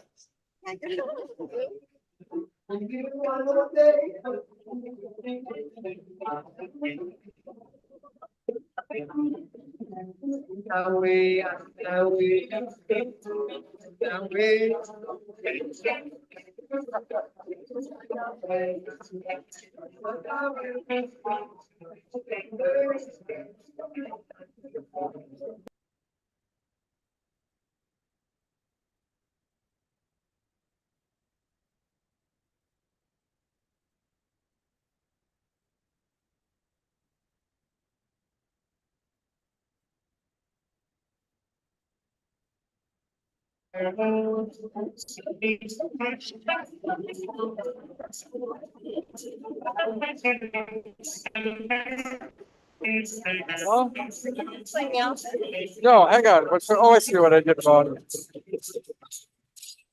There we go.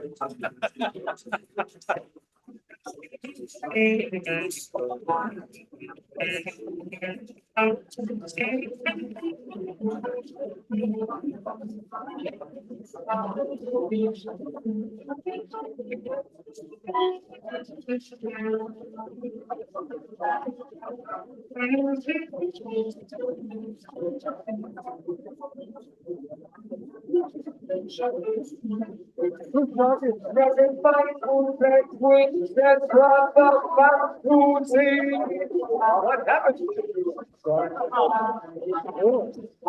I had a neck brace, I guess. I pushed the edge a little crazy. He said, it's time for you to push the edge in new ways. I said, yeah.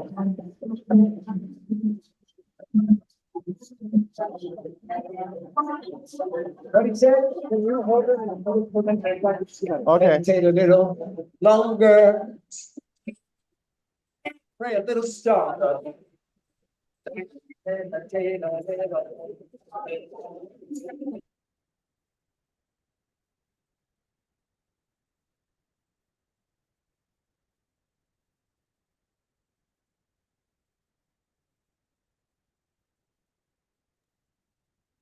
Hey, Scott, do you have original sound on?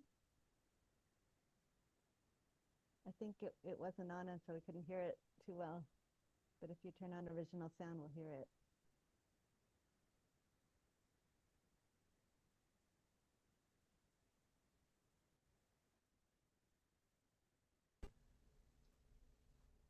The video is muted that everyone is partying at.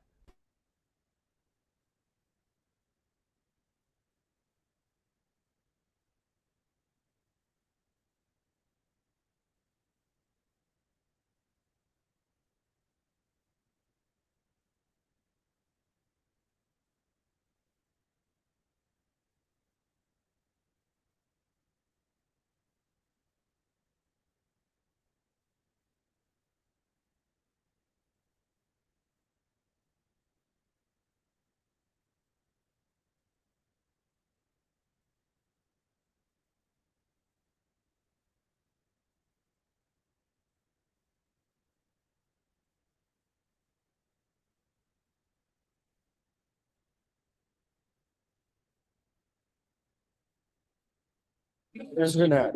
You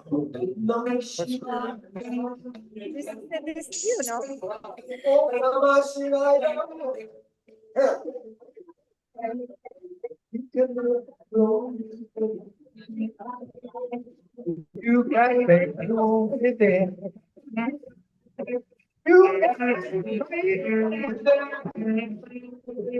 You can make fuel with it. I'm gonna say the word. From the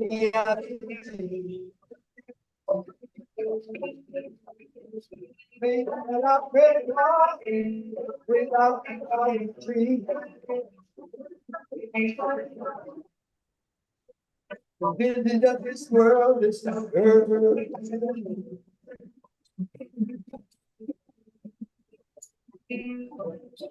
It's time to stop the war and make peace.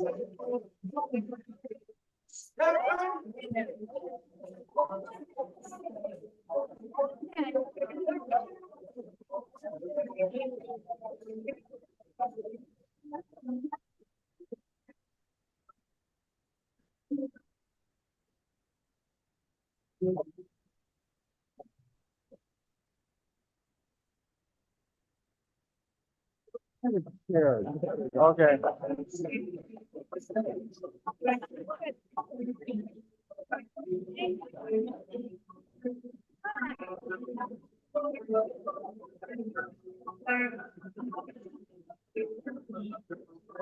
A little scar. That just my life. I'll be great at it, but I just on my life right now. Just on my life. I'll be great at it, just on my life right now. So, don't you have to change, don't you say love that city. Oh, you are here, to you let them hear that voice of just one day. Just on my life. I'm great at it, just on the life. Come on, go. Just on the life. I'm great at it. Thanks and drum, thanks and drum.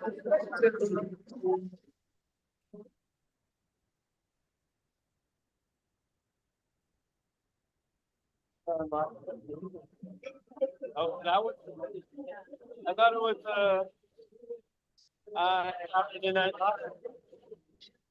As it was in the beginning, so let it be in the end.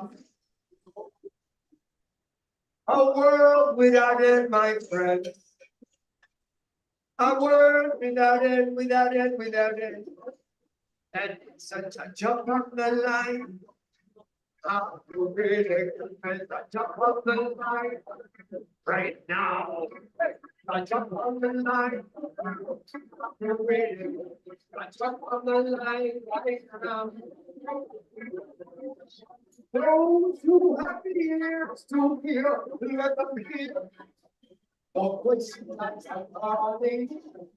Those who have eyes to see, let them see. Sun rising in the morning. Shalom. Salam alaikum. My friends, come on. Shalom. Salam alaikum.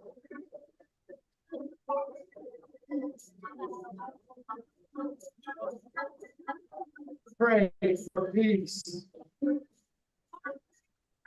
Pray for peace.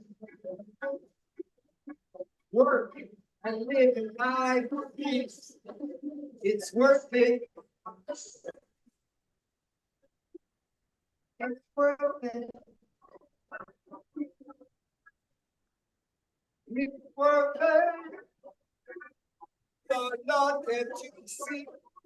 It's worth it. But it was in the beginning, it's now, and forever shall it be. A word without end. Shalom. Shalom. Rastafari.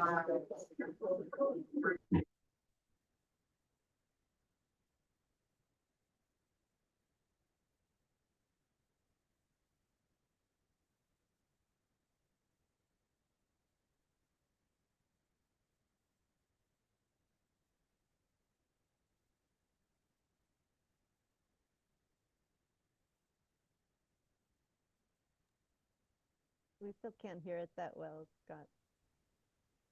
It sounds like original sound isn't on, even if you might have it on. Do you have it on? Scott, we're not hearing the concert at all. Yeah, I don't know why that is. I keep unmuting it. Do you have original sound on? Hold on.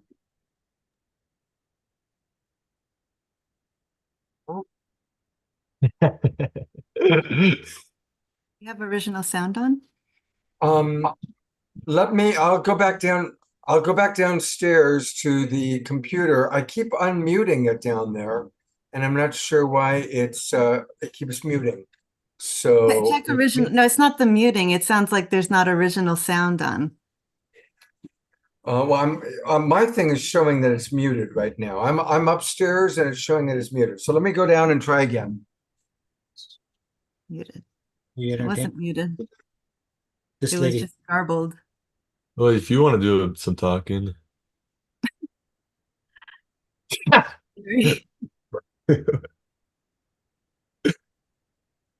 Maybe he couldn't hear me. I can, Yeah, can't mute it.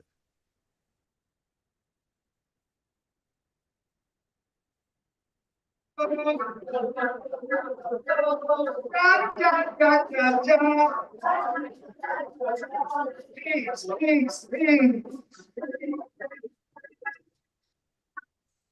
It's not muted, but it's garbled. Music is a mighty weapon. It's a tool and an instrument for opening the way of the peaceful warrior.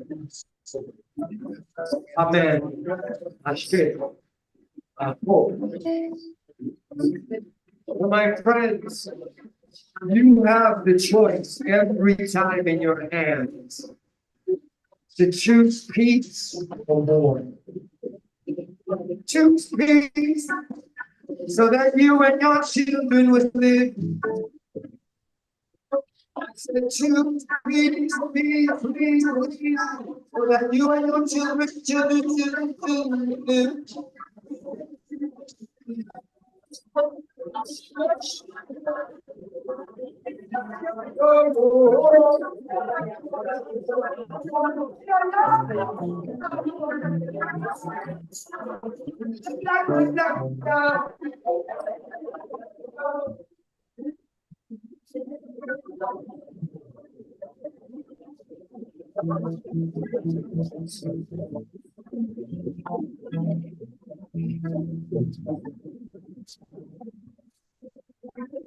Wow. Wow, that was a powerful medicine, guys. Shall we continue? Yes, yes. All right, well, we got a couple more.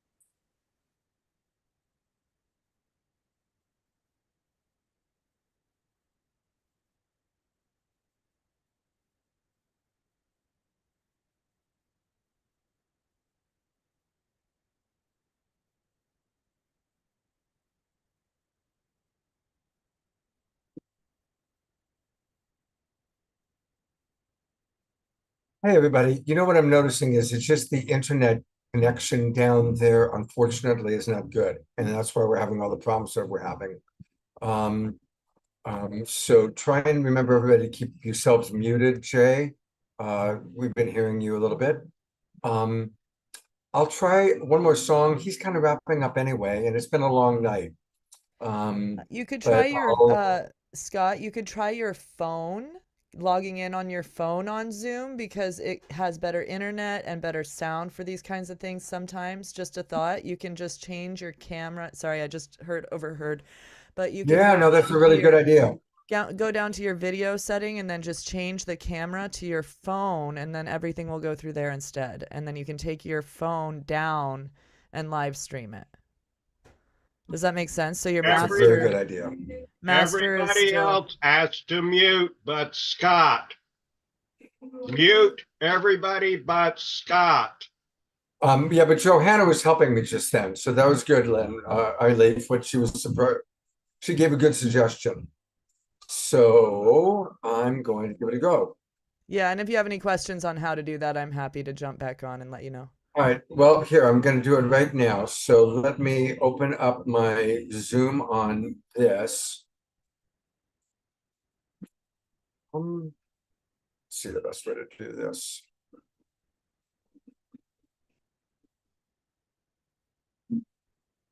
But you know what's interesting is like even the camera. Okay, there we go. I'm going to pin it so you can at least see what's happening. And let me try and get my Zoom started up here.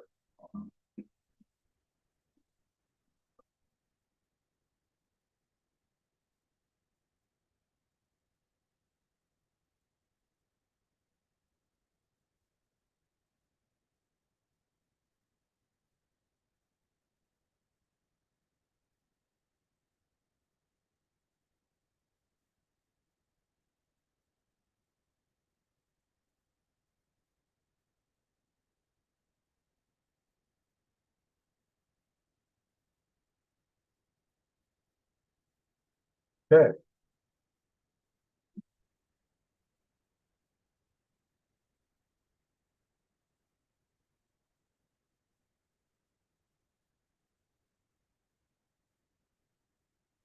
Here's this. Recording in progress. So it's going to echo at first because you have both of them in the same room. Yes, if you mute, you know how that works.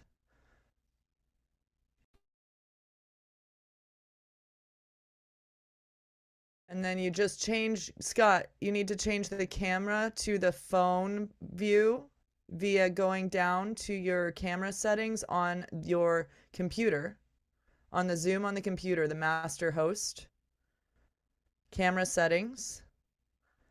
And then it should show up your phone camera as the view. Then everything will be routed through the camera instead.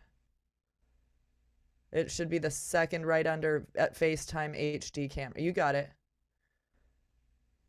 Except it's blurred for some reason.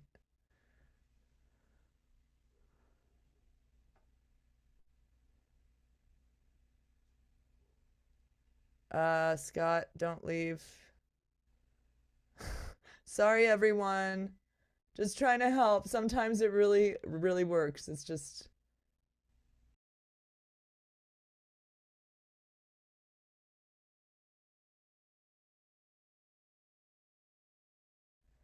Yes. Yes, we've got pictures, Scott. You can walk with it and You should have audio on the phone. So then you can unmute your camera on the phone and direct the camera towards the concert, and we should be good. Thank you. Hopefully this helps. Sorry, everyone.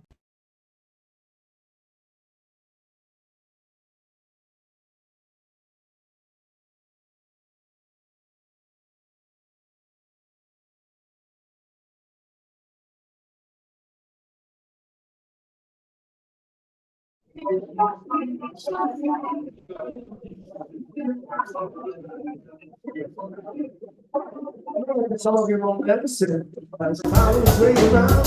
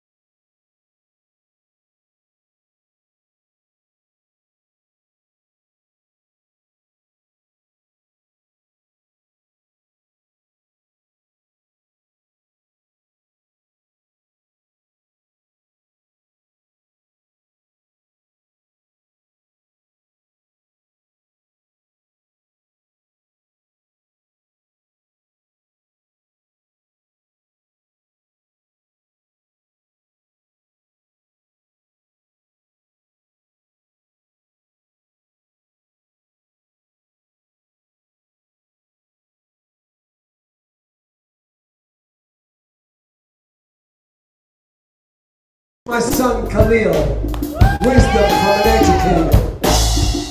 Yeah, how y'all feeling? Put your hands up in the air one time. Yeah, educate, liberate, rhyme slayer. I'm a professor, educator, rhyme slayer. Hot pop, Fantuzzi, this is what we do. In the heart music, always coming through. ¿Qué te pasa? Boricua en la casa, ay que rico. Este momento tengo suave mi alma, 100% rapero.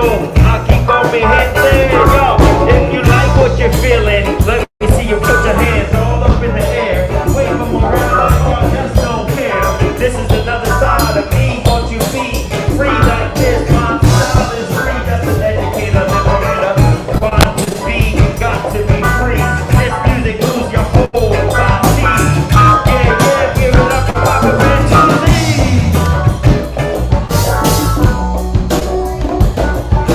Some of the things we say, just maybe this life. Silence we will bring, bright light to darkest night. Not outside, spiritual war we don't night. Struggle we will win, battle that we must fight. So, shine your light. Come on, shine your light. That's right.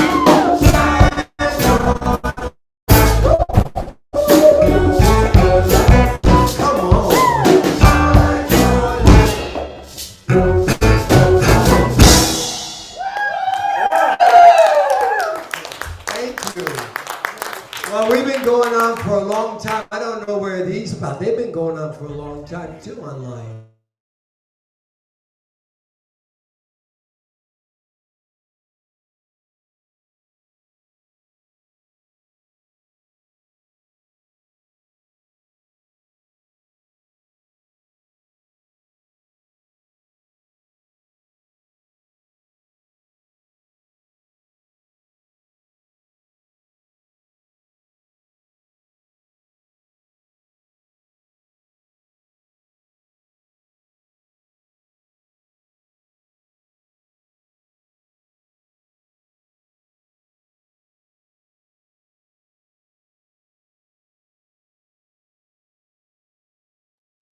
I apologize for it not going so easily to watch the Fantuzzi concert. I know you've got like little snippets of it.